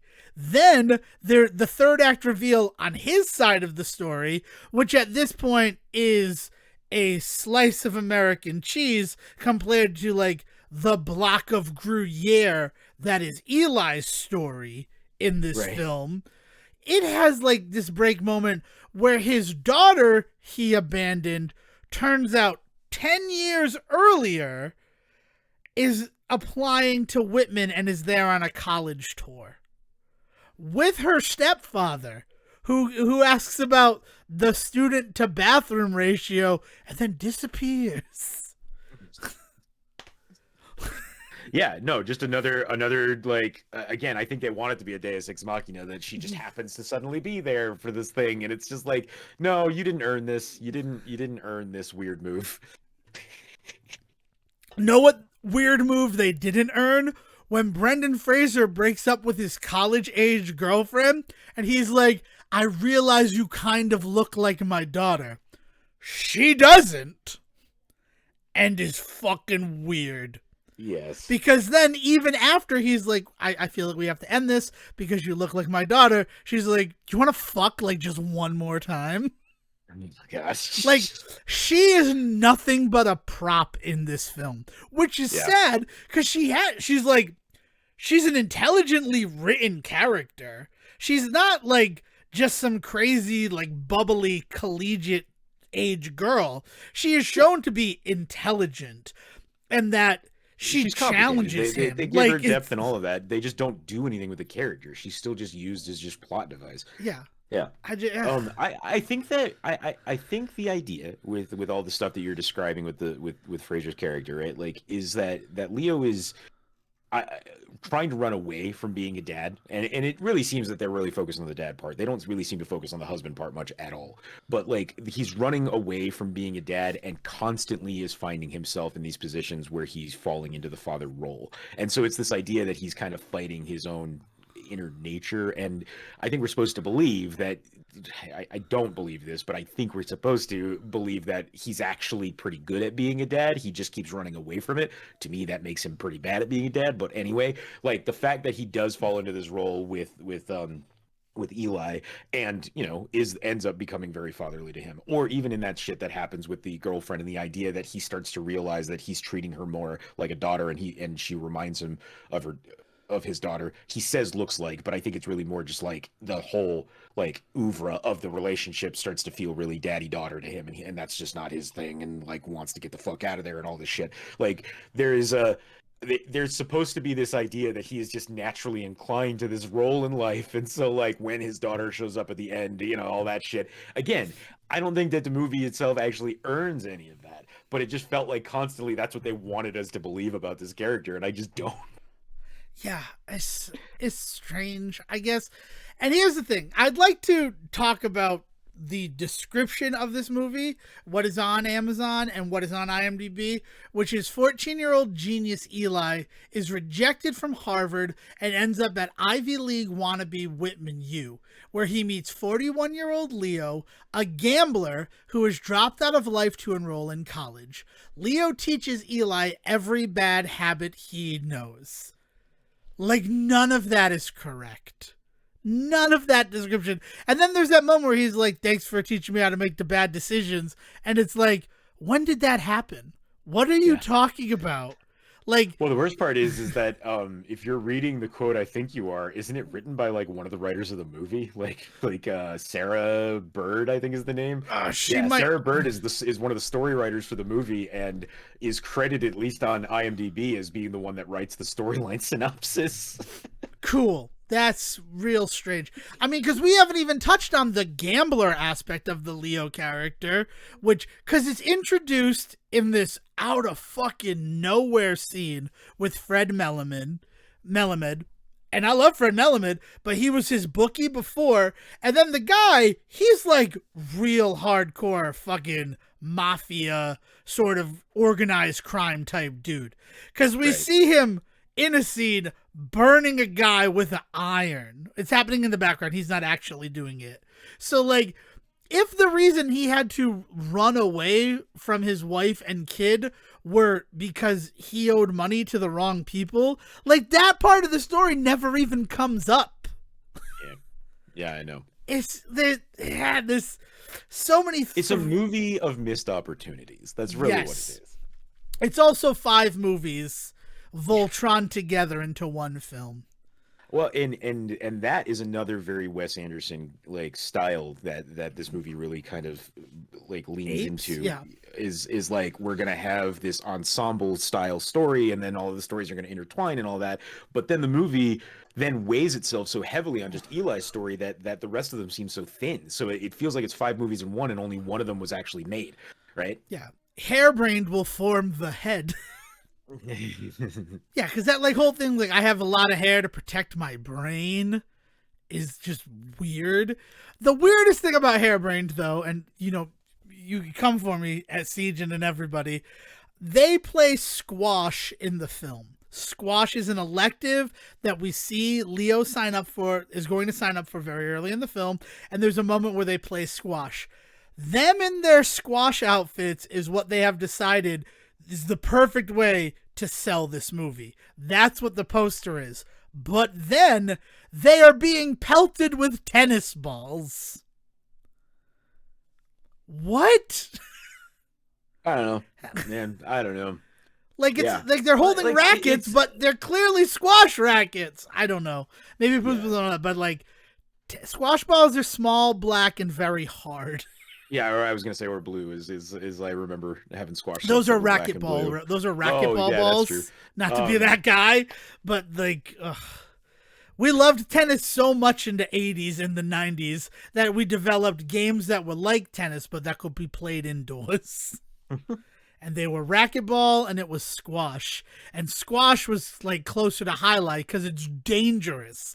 A freaking squash ball is dense. And you can get hurt getting hit with a squash ball, says the guy who's been hit with a squash ball before. Just admitting it. It's the visual of them getting hit with tennis balls was too funny to leave out of the film. But you're right, they couldn't do it with squash balls because they'd be literally getting like bruised and brain damage. Well, I mean, there's a brilliant scene. Now that you're talking about back to school or the fact that it's crazy to me that 19 years after Billy Madison, Brendan Fraser does sort of a riff on Billy Madison, but in college.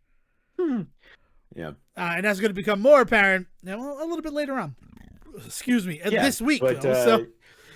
For anybody wondering why we focused on this one, obviously we had said last week that we were going to find some college-based ones, but also Devin pointed out that there is an entire moment in this movie in which he reads Moby Dick. Moby Dick is the book he is reading the entire film.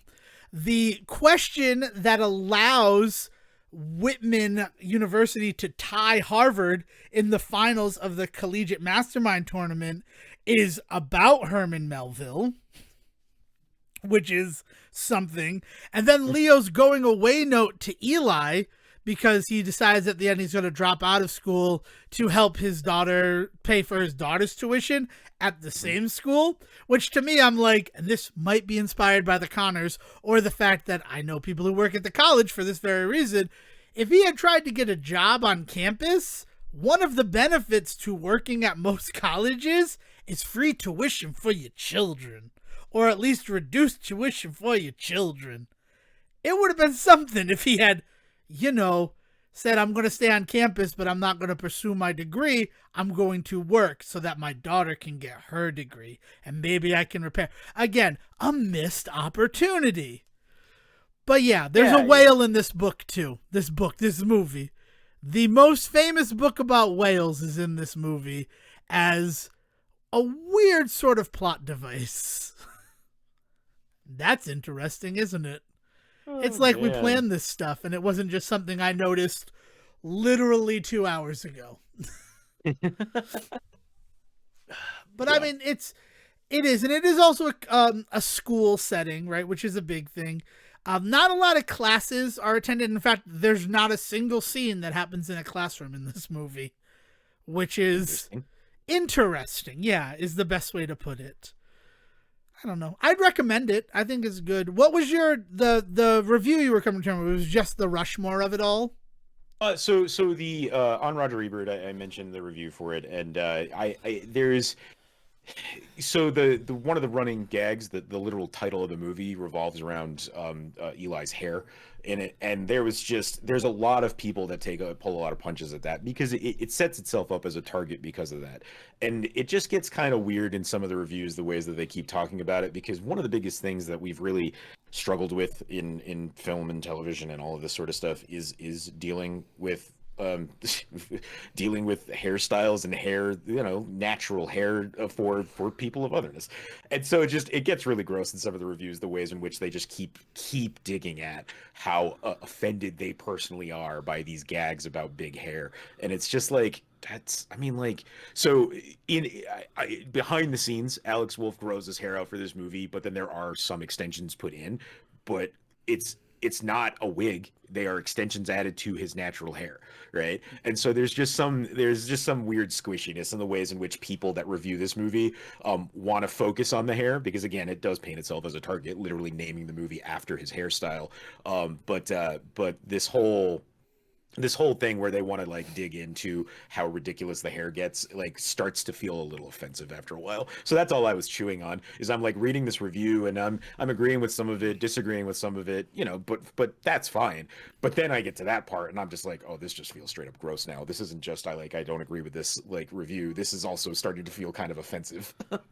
Yeah, no, that I can agree with that because I mean it. Yeah. I mean his hair is a striking feature in this film, but It's like it's what makes works. his Yeah, silhouette, right? yeah, And Matt Groening is the one that I think of whenever I think of this. But like, if you want to really create a character that people are going to remember, in addition to some very good, dialogue and stories and all that, they also need to have a good silhouette. There needs to be something about them that looks memorable, fun, unique. And some people take that in offensive ways. Sometimes we see that a lot, but I think that, like, I don't think his hair feels unnatural to me. It feels like it's purposely whimsical, but like that's fine. I think we live in the era of kids running around in like various hairstyles and hair color. Like, that's been a thing in our lives for since we were in high school and college. So yeah. like, the idea that he wanted to grow his hair out, and like, he's an eccentric character and has a fun haircut, like, that's fine with me. Like, it's just weird how many reviewers for this particular movie really want to lean into how, like, that is so emblematic of their problems with the rest of the movie. And I'm just like, you gotta be careful about that kind of shit, because like, part of that is really his fucking hairstyle. Yeah. I mean, there are about 4 jokes about it in the movie, which is insane to me. That this whole movie that like based its title around this kid's hairstyle kind of has 4 moments where it's even acknowledged. So if you're writing a review of this movie and you acknowledge his hair more than the film itself does, you, Yeah, you yeah. gotta like look at yourself in the mirror and say, what am I, why am I doing this? Yeah, it's just, like, I all I can think of is just like, back when I was working at CVS, and one of my big jobs every night at 3 o'clock in the morning was to go through the hair dye aisle and face the whole area and clean it up, right? And there's very specifically a section that is designated for ethnic hair, other hair, like whatever they call it in various stores. And like, like those products exist, like straighteners and shit like that ride a very fine line in those communities, because there are people out there that very much like have a history with those products that goes back like generations with their moms and their grandmothers and stuff like that, and even men in those communities too. And like, this idea that then there's been this whole movement over the last 5, 10, 15 years, as long as I've been doing theater and film and work, like, people talking about like, we why are we straightening every black woman's hair for these movies? Why can't people just have their natural hairstyles for this? Or when a character has their natural hairstyle, but they're in like a business meeting and somebody gets like offended by that. That's where this started to fall, was like this idea that like this kid has his natural hairstyle in these collegiate settings and people are talking about it being quote unquote unprofessional. It starts to feel a little dog whistly, right? Like it's just the whole thing just starts to feel really weird when you start talking about this shit, especially because there's other things in this movie that you can point to, right? Like it's like this is what they're choosing to focus on when there's like whole other swaths of this movie that really should be talked about more. Oh yeah, I mean like the party that's held in the freshman dorm on the first night, like that's a ridiculous party that like just seems to be signed off on by the college. Right. Yeah. Like I don't freaking know. I don't know. Well, it's a thing. We got a second half. We do have a second half, which is why I have two other things that I do want to quickly address. There is a weird moment in this movie with there's 30 minutes left where there's a music video. It just happens. I don't think it happens for real. Is that the slow walk one that you're thinking about? No, I'm talking about where he's suspended from the first match of the Final Four, and the three other members of the Warring Hares are like playing drums, bass, and guitar and singing Burn Harvard Burn by the Front Bottoms. Right. Yeah, yes. And it's like, sorry. So this, oh man, did this really happen? Are they all like musicians too? Or is this like just a stylistic choice that I know it shouldn't bother me as much as it bothers me? And like, I love when this sort of stuff happens in a movie, but the movie you have been doing for the last hour and 7 minutes has not earned this. Exactly. The whimsy of this. It's another weird, it's just another weird, absurd moment. Like just a little bit of heightened reality, but it just like it comes so from nowhere that it's just like it throws you. It really does. It does. It's just so. And then the other thing is, so we see at the end Brendan Fraser chasing after Parker Posey, having bought 3 packs of Trojan Magnum XL condoms. Would you, Sejan, be all right if he became Eli's stepfather? I mean, the way that they set up the father-son like aspect of their relationship, it feels like that's again what the movie wants me to believe is the most natural next step. I don't. I really I like with everything that we know about Leo's character, like I don't really want him fucking up Eli's life anymore, right? Like the really fucked up thing about it is that he's in some random grocery store buying what appears to be every type of Pepto-Bismol they have available. And not just like on the shelf, but in the store itself. He has filled up a grocery basket with Pepto-Bismol. And then she comes walking by with a cart that appears to be full of orange soda. Maybe it's wine coolers and 40s. Who knows? And then he puts back all the Pepto-Bismol, picks up the condoms, and leaves. But what we were led to believe was that Leo was going to Fort Lauderdale. Right? That's what he says. He says, if you're ever in Fort Lauderdale, look me up. And we know that that Eli is from like just some other town. Right? Yeah. Like he takes the Pequot Express up to Poughkeepsie, which is where Whitman is supposedly located.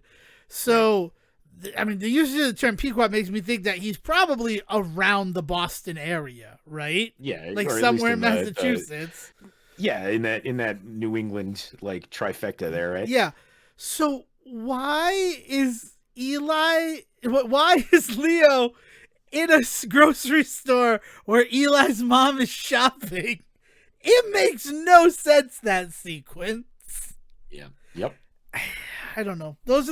I just wanted to address it. But I mean, in terms of Brendan Fraser, his performance is great. And it's also really crazy because it's 2014 and he still isn't the like out of shape Brendan Fraser that we think of from the 2010s. Yeah, he has not grown up a lot yet. Well, because we also know that he goes through some shit in the 2010s. So, but I mean, so there's some of that. But he's broken his back already, and he's rehabbed that, hasn't he? Yeah, because that happens in the aughts. So yeah, I don't know. I just Like, he's still, like, there's the scene where he shows off his stomach.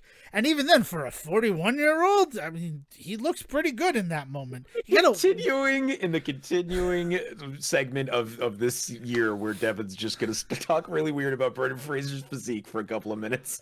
Yep, we're talking about the whale eventually, right? I think this is the bit that's worth it. We'll see how things play out. But yeah, Siegen is right. We have a whole second part of this episode. So the last thing to address is I am the one who saw Guardians of the Galaxy. I was pretending to be Siegen, but the reason why Siegen didn't see it was because the brakes on his car are needed to be repaired or are just not working. Here's the crazy thing. Are you prepared, Siegen? Are you prepared for this? What happened? My car was in the shop having its brakes repaired while I saw Guardians of the Galaxy Volume 3. Mic drop. Isn't that just crazy? Apparently when you need to kill 3 hours while they're working on your car, this is the movie to go Oh my god. I'll save all things. But what I will say is that Elvis movie, it was the first Baz Luhrmann movie I've ever seen. It's probably going to be the last. But we'll talk about that come June. Until then, here's us with Will, our Quizmaster General, doing the Brendan Fraser quiz of Brendan Fraser, which I'm pretty sure this time is on the first appearance of Brendan Fraser in Scrubs, right? It's based on my Occurrence. Yeah, so if you want to talk about some really weird, absurd humor that Brendan Fraser finds himself in, here we go. Yeah, and now's also the time. Go watch that Scrubs episode. Oh, and also, just cross-marketing and everything, we're talking about Airheads this week on the Adam Sandler Cinematic Universe, and that'll drop on Friday. So if you can't wait till next Monday for more Brendan Fraser, there's going to be something on Friday over at Adam Sandler Cinematic Universe. But without any further ado, here's us.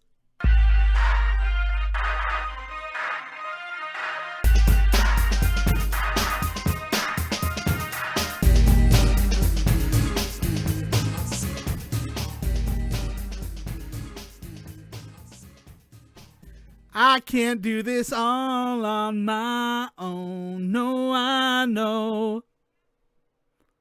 Really? Hey, Neither one of you goes, I'm no Superman? No, you can't go from talking about how like angry you are that we made you watch Scrubs to then gleefully singing the theme song as we start recording. I can do whatever I want. Ogres are like onions. And yes, I know that I just made myself an ogre here.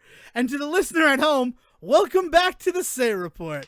I'm your host, Devin Decker, and joining me, my host companion, Siegen Sarowick. And since we're here for the Brendan Fraser quiz of Brendan Fraser 2, Electric Boogaloo, because it's just the easy one right there, Quizmaster General Will Fournier is also in the house tonight. How you doing, Will? Hey, Will. Hi, everybody. Great to be back. I will admit the reason I was quiet was partly because I knew you were going to introduce me in a moment, but also because I was trying to see if I could fit I'm No Henry Cavill into the beat to the song, but it didn't quite land, so I swerved that one. You could do I'm No Witcher Man, maybe. I'm no Witcher Man. That motherfucker has gotten to play Superman, he's gotten to play Geralt, he's gotten to play Sherlock Holmes. He got to be the man from U.N.C.L.E. That's my favorite Henry Cavill movie. That's true, Man from U.N.C.L.E. in a movie that nobody can ever watch again because they're afraid they're going to get eaten. Just your rib. Just one of your ribs. Just Armie Hammer only wants one of your ribs. And it's to show how much he loves you. I love you so much, I want to eat one of your ribs. I'm not trying to downplay how fucked up like the Armie Hammer stuff really was, but like we also grew up in the era of fucking Billy Bob Thornton and Angelina Jolie like wearing each other's blood in their necklaces. Like nothing surprises me about Hollywood. I mean, Tom Cruise ate Katie Holmes's placenta. I will say in some cultures that is actually very common. Eating placenta is not the weirdest thing, but like wearing coagulated blood of the person that you've been in a relationship with for 3 months, that's what stalkers do. I was going to say get that's or normally not, only one side of the relationship with the stalking thing.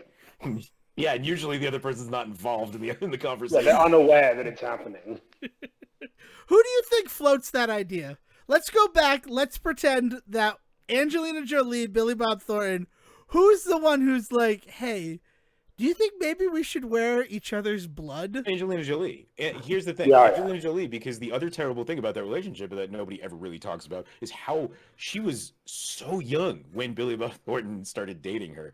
And you know that, like, she was just an edgy kid, like, trying to show off that she was going out with this older guy, which we now, like, that's not an excuse. Like, like, somebody should have stepped in to explain that that's not good, right? Like, I'm not saying it's her fault or anything weird like that. Like, it's just that she was this super young kid who I'm sure saw what she was doing as this like cool thing going out with this older guy. So you also can imagine that part of that cool phase is also, oh, wouldn't it be cool if we like wore each other's blood? Like it's the reason why teenagers cut each other. Like it's not a great thing that teens do. They're idiots. Like it's why adults need to step in sometimes.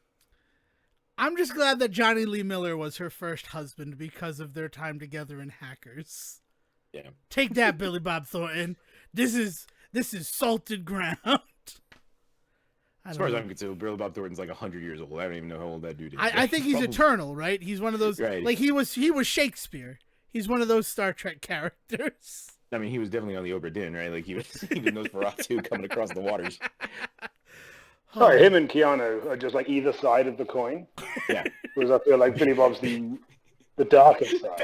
Billy Bob Thornton is just the painting to Keanu Reeves like aging. That's insane. Yeah, and completely believable, which is the scariest part about it. Welcome to Hollywood, everybody. Yeah, it's why Keanu Reeves can't be in a movie with Billy Bob Thornton, because if he looks him in the face, then it'll all even then back they'll out. both age into dust. Yeah, the magic will be gone. Yeah. Dorian Gray wow, what cool by Oscar effect that was Wilde in the movie. Anywho, welcome back to yeah, the I same. was giving you a segue. What is the name of that story? The picture of Dorian Gray. Uh-huh. And What John, a great segue and into... John Michael Dorian is the character that Zach Braff plays in Scrubs. There we go. You were supposed to go a little bit more with it than that, but yes, that's the bit. I feel segues are always better if you explain them as you do them. Well, the problem was he wasn't writing it, and I had to seat him. Yes, he needed to to get on board. Okay. First of all, what you just heard was our episode on Hairbrained. I know literally zero about this movie, so I can't even pretend to know. I at least knew that Gods and Monsters was about the director of Frankenstein and his penchant for young homosexual males in the twilight years of his life. I know nothing about Hairbrained, so I can't even pretend in this moment.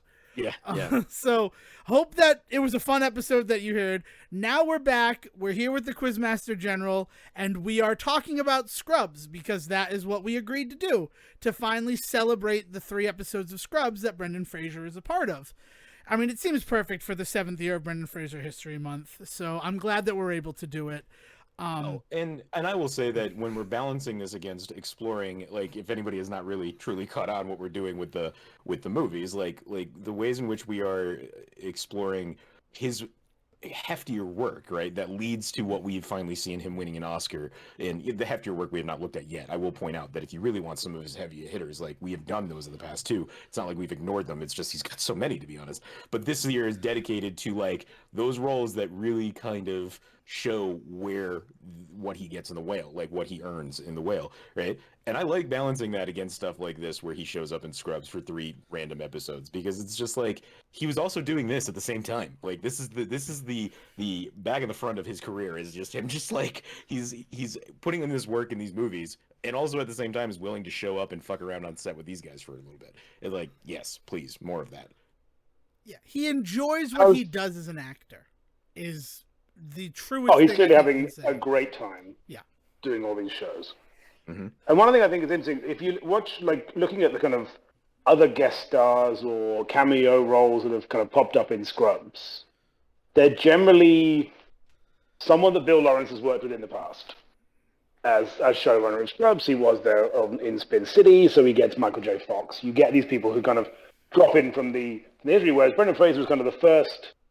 Not outside, because I'm sure they've all met. It's, they've been both around in film and television for long enough to know each other. But it seems as if he kind of started a ball rolling for a lot of other people to be like, oh, it's quite fun to work on Scrubs. I'll go and do that as well. whether it's for an episode or for a run of anything. Well, and what's wild is like the first time he shows up for a 2-episode arc with like a true to be continued ending in the middle of, right? So like yeah. There is work put in on the side of the show to make room for his, like, it's not just like, shit, we scored Brendan Fraser, let's write him into a scene. Like, no, this is a planned character, and then they go out of their way to find an actor to fill that role, and it happens to be Fraser. And so like that's the other great thing about this it's not a cameo, right? Like it is a true guest star appearance.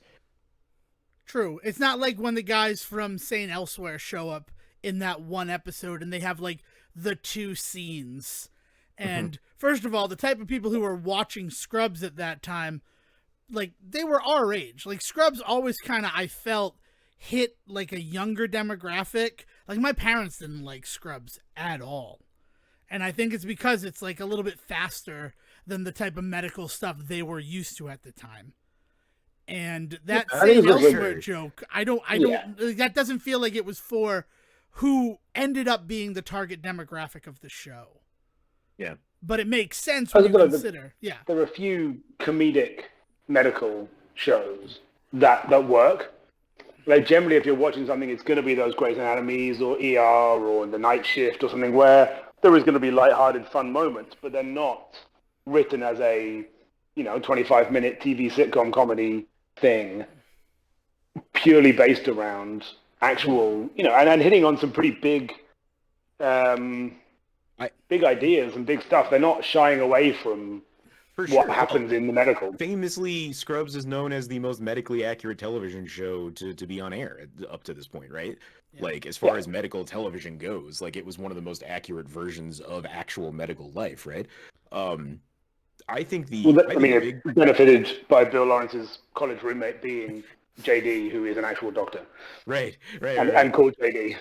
Yeah, but I think the big thing that it really pulls from, like, its biggest influence has to be MASH, right? Like in the medical sense, in the comedy drama sense that you're talking about, the only thing that it really is missing is the background of the war, right? Which is where MASH is bread and butter, really truly is. So like it's easy to kind of not see that connection, but like the more that we talk about what is going on in Scrubs and what it is attempting to do and all of that, like it's it's this somewhat progressive 30-minute comedy that has these really heavy like concepts behind every episode, right? Like it gets a little saccharine, right? Like Full House level, like every episode ends with a monologue. I have to ask, is this episode, I think the first one that we're going to talk about today, My Occurrence, right? Mm-hmm. Is that the first time that we get the moment of him writing in the journal, the only time that we get of JD writing in the journal to kind of justify the narration? And it's not even to justify the narration. It really is for the bit with the janitor, but like it ties it to something in a way that I don't think they had done before, and I don't think they ever do after. There is definite callback to the journal. Okay. Because there is mention of JD having a journal with a unicorn on the front who guards his hopes and dreams. Yes. And it's not a unicorn; it's a horse with a sword in its head. But the ghostwriter-esque, like sitting down to write out the journal of the day, being the narration for the episode that we just watched. I don't know if that ever happens again. Does it? Well, it also doesn't happen here. That's not until the next episode.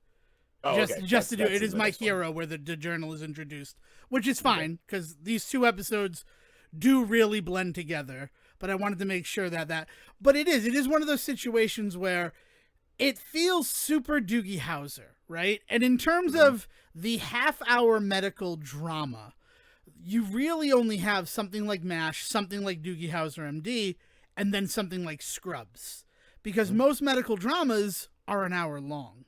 So it is an interesting thing. And that callback to the journal, to me at the time, felt like how every episode of Doogie Howser started and ended with him typing on his computer. Right.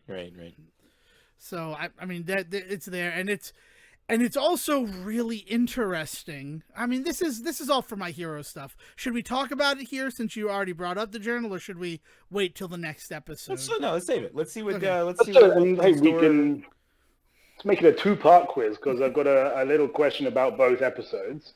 Okay. So there is a little bit of quiz written about both episodes. So if we want to do it because they do come together, they are to be continued. I think it's worth you can't talk about one without the other coming into it. Like even when you're saying, talking about the janitor watching him as he puts it away, there's a photo that Ben shows him, which is that exact moment. Yeah. And it hasn't happened because he shows him that photo in the first episode, but also in the fictional what if that never happens. So it is. Yes, it's all. These two episodes do seem to happen pretty simultaneously, but also in some dream world, and also, you know, in the Scrubs world, which is pretty dream world based anyway. Yeah, right. Yeah, right. It's already a lot of absurd realism in this movie, in this show, anyway. So, yeah. All right. So here's where I gotta be honest, right? Will has already alluded to the fact that I hate Scrubs, and I don't want that to be like my defining characteristic. It is most certainly the defining characteristic amongst the three people who you're listening to right now. If one person between Siege and Will and I hated Scrubs, it is Devin Decker. But I have to be honest with everybody. I fucking loved, capital L, capital O, capital V, capital ED, the first season of Scrubs. Mm-hmm. I loved it to the fact that I have not seen this episode of television since it first aired on May 7th, 2001. Which also, I wish that I was smart enough to make Brendan Fraser History Month May because of his appearance on Scrubs. But I have to be honest, that's not why it's May. But it was one of those moments I'm like, I could retcon this bitch right here in this episode. That's just not my style. This is an episode of television. Perfectly valid callback, if you can claim that. In the same way that someone once asked Steve Jobs, is the Apple logo an apple with a bite out of it in respect for Alan Turing? And he said, no, I wish it was. It was just, that's a cool coincidence. Yeah. We can claim that for Brendan Fraser. The really cool thing is that we recorded the harebrained part of this on May 7th. So, I mean, there's something, right? Coming to this episode, oh my God, 22 years later. From when it first aired. I feel like I've just aged 1,000 years, much like when Keanu sees Billy Bob Thornton. This is an episode of television that, again, I have not seen in probably 22 years, and it was so tattooed in my memory. I was saying lines in time with the characters. I knew where it was going, and that's the thing. I loved the first episode of Scrubs. My first job DJing, the first time I ever DJ'd at a radio station, it was covering a blues show that happened on Tuesday night, and I brought in a portable television with me so that I could watch Scrubs during that 3-hour DJing shift. And I don't know how I kept the job because I talked about it. I talked about Scrubs and how I'm going to put you guys into a 6-pack of blues from these people while I watch tonight's episode of Scrubs. See you in half an hour. And the program manager wanted to fire me right there. But luckily I had fans who enjoyed listening to me. So as much as like now I act like I have such disdain for Scrubs, the fact of the matter is the first season of Scrubs, and rewatching this really brought that back, was special to me. And then by the time the second season came around, it was something I was so excited for. I was so excited to see how My Last Day was going to be resolved in the second season. And I was so disappointed in that resolve that I walked away from the show hurt. Now again, fuck it. It was 2001. So I'm, 14 years old, right? Like, it was maybe the first time I got too invested in a bit of entertainment. But it was nice being reminded that there was a time where Scrubs was something that excited me and invigorated me. And, like, I was crying at the end of every episode, and I was connecting to these characters. And this episode specifically, with the fact that, like, it goes to a point, like, 15 minutes in, and then you find out that everything after those 15 minutes was just wishful thinking on JD's part, like tears, and the same level of tears watching it today, 22 years later. So I just like it's fun, poke fun at me, and obviously I can take it, right? We've been friends a long time, the three of us, but I have to just come clean about the fact that like there's a reason why Scrubs is something that and I know that I play some part in that. Sorry, I feel like I've been talking forever here. I feel like I'm in confessional. So I mean, the truth of the matter is that it's like it was an extremely successful show. Like I came into it maybe 4 or 5 years too late, but that was just because I didn't watch TV. Like unless like my parents were watching it, or unless I was like my cousin got me into Friends because she watched Friends all the time, right? Like, but that's how I discovered shit, right? So when I got to a point where I was finally looking for stuff on my own, I found Scrubs, and by that point I was in college, so this had to be 4 or 5 years into the show. So I had the benefit of like 5 years of episodes being immediately available to me, because I was also getting into Scrubs at the time of, hey, you can just pirate everything right now. So there was also that, right? Like, so I never had the chance to have that long period of time between the ending of a season to the beginning of the next one.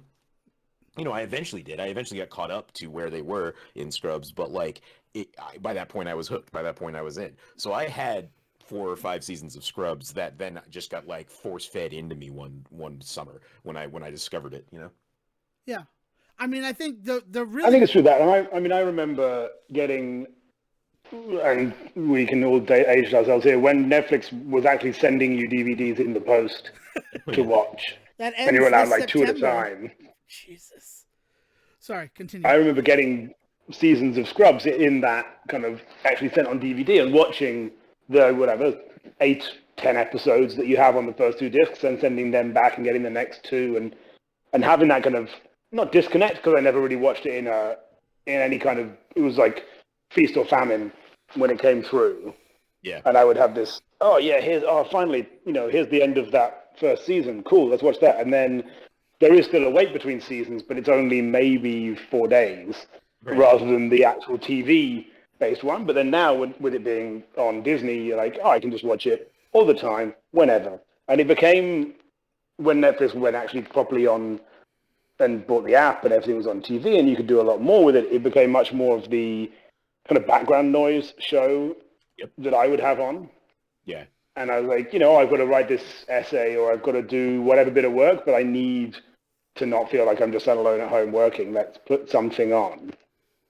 And it's become that show where I don't need to really watch to know what's going on. It's just, I know what's going on by turning around and going, we're at this point in the show. Cool. Right.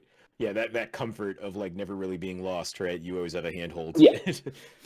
And even in these, like jumping for these episodes that we watched, what we're talking now about my Occurrence and my hero, and then we all know there's a third Brendan Fraser episode that comes up a few seasons later. Right? Yeah. And not needing to be like, I wonder what's happened in those times in between. I can just jump and watch that episode and go, I know where all these people are in their lives at this point. And there's no point where they name drop a character and I'm like, I missed a bit. I'm not sure who that character is. Right.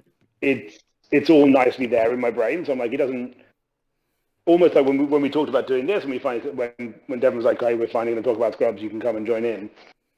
It was like, oh, cool, I should rewatch these episodes, but I don't need to, really. But then also in my brain, I think Scrubs has become one thing. As we said, these 2 episodes happen pretty simultaneously. It's hard for me to differentiate. Yeah. Well, yeah, because I was writing the questions out, and I wrote down like 5 or 6 things I knew I wanted to talk about, and I was like, I don't know if they're in which of the episodes they all come up in, but I know that Brendan Fraser's there for all these moments. I just need to now work out which ones they are officially, rather than just being like, here's a mess of Brendan Fraser moments. Yeah. But yeah, it's a wonderful show. And I understand your reasoning behind it, Devin. There is definitely those shows where you have been so invested in one thing for it to come back and not fulfill the hype that is potentially maybe of your own making, or just in general, that how much a network will push something like this kind of show because they knew it was going to be Yeah, that their market big is release for that later season. every year, man. Some Oh yeah. back in the day, it was easy to blame it on somebody for getting too excited about a thing, but the ways in which like they force shit like 100% every 24/7 on Twitter, on Facebook, on like it's hard to blame anybody nowadays for getting too invested in a thing when basically there's a way to create a bubble around you where that's all you're doing your whole day. It's the marketing. I mean, that's how Yep. marketing works. But I will say, and this is another like just Scrubs moment. Season 1, episode 18. I couldn't tell you the name of that episode, but I know that they were hyping it up so hard. We were on vacation somewhere. I couldn't tell you where we were on vacation, but I so badly wanted to make sure that our family was back at the hotel in time for me to watch that episode of Scrubs. Like, this was a show that I was hyper invested in. My Tuscaloosa heart. Yeah, I mean, I bet if I started it, it would all come rushing back the way that it did with my Occurrence. But it's just like that was the thing that I'm like, we need to get back to the hotel because I want to watch Scrubs tonight. Like, Yep. It was weirdly like kind of my last vestige of destination viewing in a lot of insane ways. And then, Sejan, you talk about having like that 5 years. When NBC said, we're done with Scrubs, we're canceling Scrubs, and ABC came in and said, well, we're going to pick it up and we're going to finish Scrubs. Like, no, not even that. Like, it was one of those situations where Scrubs had been canceled, but then because the DVD sales were so good, they uncanceled it. Right. And that was one of those situations, because that was a thing that happened in our lifetimes, right? Thanks, Family Guy. And that uncancellation of Scrubs really brought in this whole new wave of fans to the show leading into the 5th season. And then suddenly there were people around me who were watching Scrubs again. And I tried to get back into it. And the ease that I got back into the show after not watching after the first season, like, really kind of talks to just how approachable the series is as a whole. But again, there was another moment where I'm like, but I don't want to be as invested in this. And I don't know if it's indie music syndrome that's there, but like my journey with Scrubs is very interesting, to the fact that despite not having watched the show like with any sort of fervor or like need to watch it since the first season, I watched the finale live. Because I wanted to see the end of JD's journey and not have someone ruin that for me. Oh, they tried to ruin it for you by doing med school, but I actually love med school too. Season. There's the other unpopular opinion. Fucking love the 9th season of Scrubs, which honestly was a spin-off series, and I liked the characters. Jane from Happy Endings, I don't remember the actor's name. Yeah. The Skeet Ulrich clone, who then goes on to be in Sirens with Dennis Leary. Like, some Dave fucking Franco. Isn't Little Franco in Yeah, there? it's one of the early Franco's moments. Aziz Ansari is there. Like, weirdly, med school, for all of the ire that it gets from fans of Scrubs proper, it introduced a lot of the people who became the players in television following it. I think the bigger issue that I think people really had with it is they fucked it up because it started off as a spinoff and then they forced it into talking about it as the new season, and it confused a lot of people. So when they did come to it, it wasn't much to like what happened to you when you came back to season 2 and it wasn't what you expected, right? When people showed up for something that they were promised and it wasn't what they wanted, they turned on it, right? Like, and I think that it's actually just exactly what happened to you, 7-8 years earlier, right? Yeah, I get it. And they also messed up because, like, we saw the end of JD's story, and then there he is in the first episode of Med School. And it's like, what the fuck is this? Like, and he's not there all the time. It's really just, like, to pass the torch. But then they end up having in a bunch of episodes, and then we all know what happens with Alexander Inc. So... Yeah. Yeah. Well, yeah, and I think it's interesting. I think with that Med School stuff, when they said he's going to be doing whatever 3-4 episodes of the season, I watched. When it came out, I was excited to watch it because it was like a continuation of a show that I enjoyed and going in a new direction. And there were going to be some key characters who were continuing properly. And then they've never done a bad job of introducing a new character in the main season. So I had this faith that actually all these new people, I have trust in Bill Lawrence to do good things.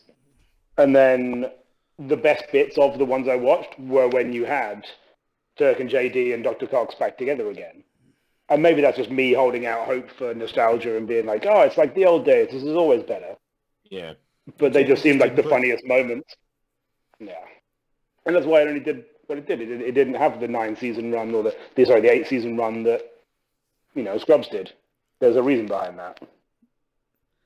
I mean, yeah, and they were on borrowed time. There was also the migration from NBC to ABC, which I think was for just that 8th season, and then the spinoff. So, I mean, like, it's a really weird production on the show. There's all sorts of stuff there. Here's the thing. I am gonna step in here. We have talked a lot about Scrubs the show in this, and not a lot about the episode. Why don't we do your quiz now, Will? Because Will is the quizmaster. And then the next episode, we talk about these 2 episodes and Brendan Fraser and what he is bringing to it.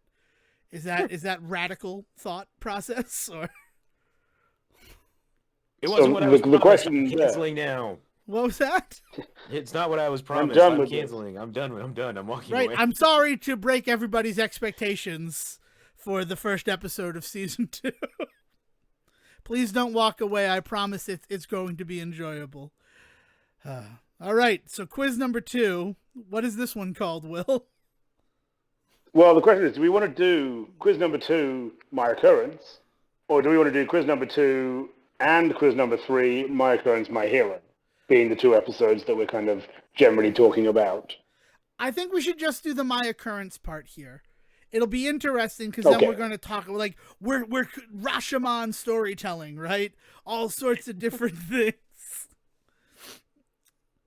True. All right. Well, then let's. That movie work, but okay. No, it's that's not how I remember it, Sejin.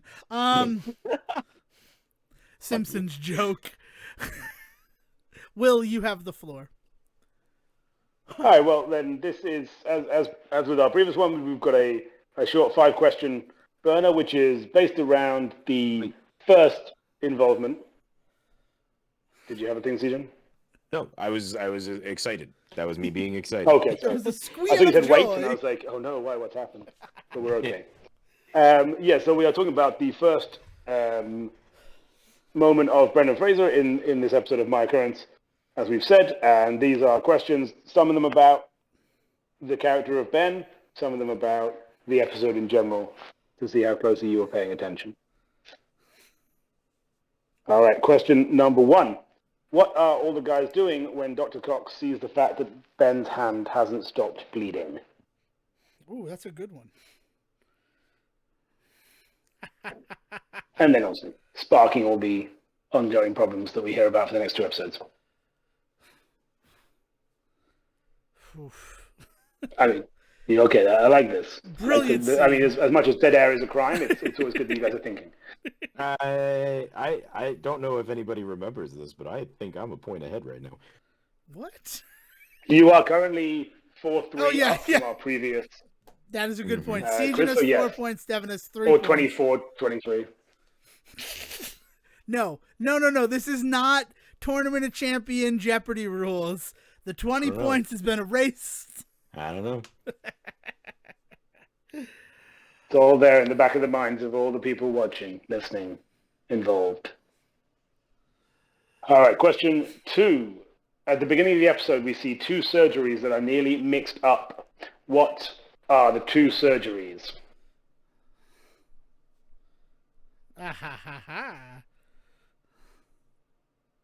There's an amazing joke made by Turk at the beginning of his one. Yeah, but don't drop the ball, Sejin.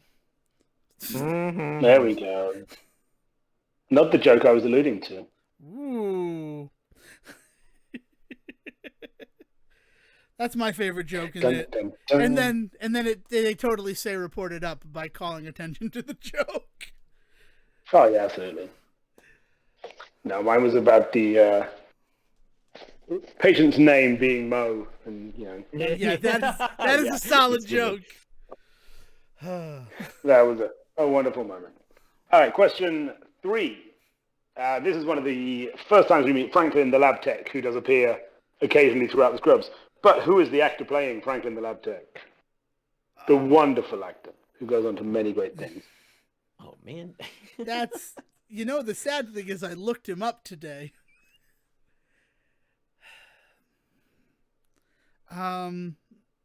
Oh, wait a minute. Franklin is the one that he goes through, he's like, I never make a mistake. And then they point out, and he's like, okay, I make a lot of mistakes. I mistakes all the time. Yes, right. not not Dr. Bob. Exactly. Or not Leonard. Not Dr. Fred Bob. Leonard is in this episode. And he hasn't gotten his hand stuck in the vending machine yet. Hopefully I haven't blown up a question. No. But it was an ice machine. It was actually lupus this time. Never lupus. Question number 4. Testing your observational skills. What playing cards do Ben and Dr. Cox have stuck to their heads while they are playing games in the hospital? Oh, man. I don't remember the suits. I remember the numbers, though. I will do half a point for numbers, half a point for suits. Okay, well, I definitely remember the numbers. You want to talk about, like, ingrained, tattooed on my frontal lobe, that scene where I'm like, yeah, he's got this card, but that's what card he has. Oh, you are so screwed. Yeah. That one. And then our final question of the first quiz of this bit. When we get into the second half of the episode and we are into that bit of a dream sequence, what major clue from Ben shows that we are in a dream sequence? You see it when they are sat outside going through the photos is probably the clearest example. Oh, oh shit, is it that?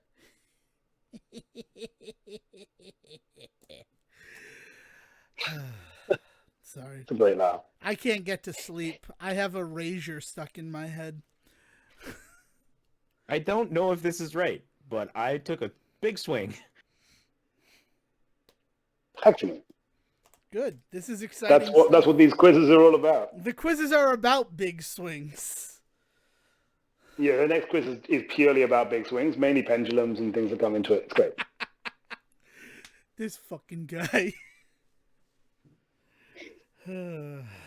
All right. Have we got answers for everything? Yes. I've got answers down.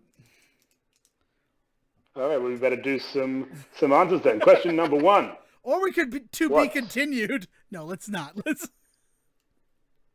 We can do be continued. Just no, I don't want to be total dicks to the listener. Okay, all right. Just this once we'll do as we promised and do some answers. Question 1, what are the guys doing when Dr. Cox realizes that Ben's hand has not stopped bleeding? Playing pool, and they're pre-drunk driving. They're not pre-drunk driving. They're going to get a taxi. Do you think he was going to tell Cox that he had been getting beer all night? Do you think he was going to do that? Yes, because he's a responsible individual.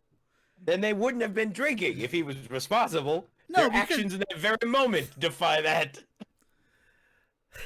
And it's an ongoing issue they have with alcohol and trying to go to work. So this was the first. This is the first moment. Occurrence. It's their occurrence. Alcohol playing a part. It's yes, but you are correct. They are indeed playing pool. They are indeed playing pool. Points all around. Question 2. We see 2 surgeries being mixed up. What are the 2 surgeries? An appendix removal and a bowel removal. Appendectomy and testicular cancer removal. Yeah, we got one dictionary definition and one fun definition, but they're correct. Is that a point each, or is that 1 point total? Well, Mo, say goodbye to either Larry or Curly. Larry or Curly. Great joke. Question 3. Franklin the Lab Tech is played by which amazing actor? Hero from Heroes. Masaoka, right? Isn't that how you say his name? Indeed, Masaoka. Who is also Hero from Heroes. But yes. I wrote Misako Ono. I had the letters, but I don't get the points. No, but you knew Hero from Hero, so at least you recognized him. I have a Good penchant stuff. for heroes. If you listen to our other show, maybe you've picked up on that. Great show. Some of the seasons were great. That's a different podcast. Question 4. What cards do Ben and Dr. Cox have stuck to their heads while playing in the hospital? So let me see if I can break this down. So Ben ends up getting a 3 on his head, and Cox ends up with a 2. That I know for sure. And Cox sees the 3 and he's laughing. He's like, "Oh man, you're screwed." But then like the best part is that Ben sees the 2, knows he's not, but he also does not give nearly as much away as Cox does. Yeah, he plays it the exact way that you should. If that can even person tell is there. you. Here's where it gets fuzzy. I think that Brendan Fraser has a black suit on his head, and I think Cox. I think he has a red suit, and I think he has hearts. I think Cox. So I will say I think it's a 3 of spades and a 2 of hearts. It's a 3 of clubs and a 2 of diamonds. Damn. I should have known. Yeah. But it's good that you've got 95% prestigious. Yeah, I mean, you had it all, but you need to understand that they pulled the card, and I'm like, he's going to have the 3 of clubs. And it's funny because Cox has the 2 of diamonds. That is when I wrote in my notes, this shit, I was too into Scrubs. That was the moment where I was like, yeah, no, I get it. I get what I did wrong when I was 14 years old.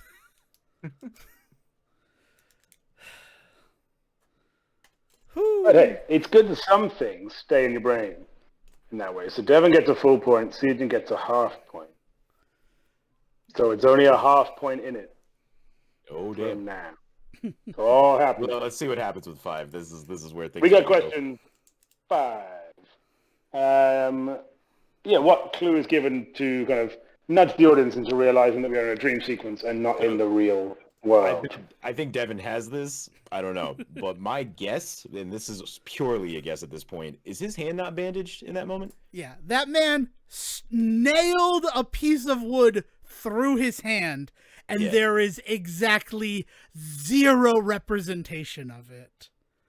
Hand undamaged. That is correct. As Sweet. I said outside going through photos, or even in the scene before where he picks up the children, he's swinging them around.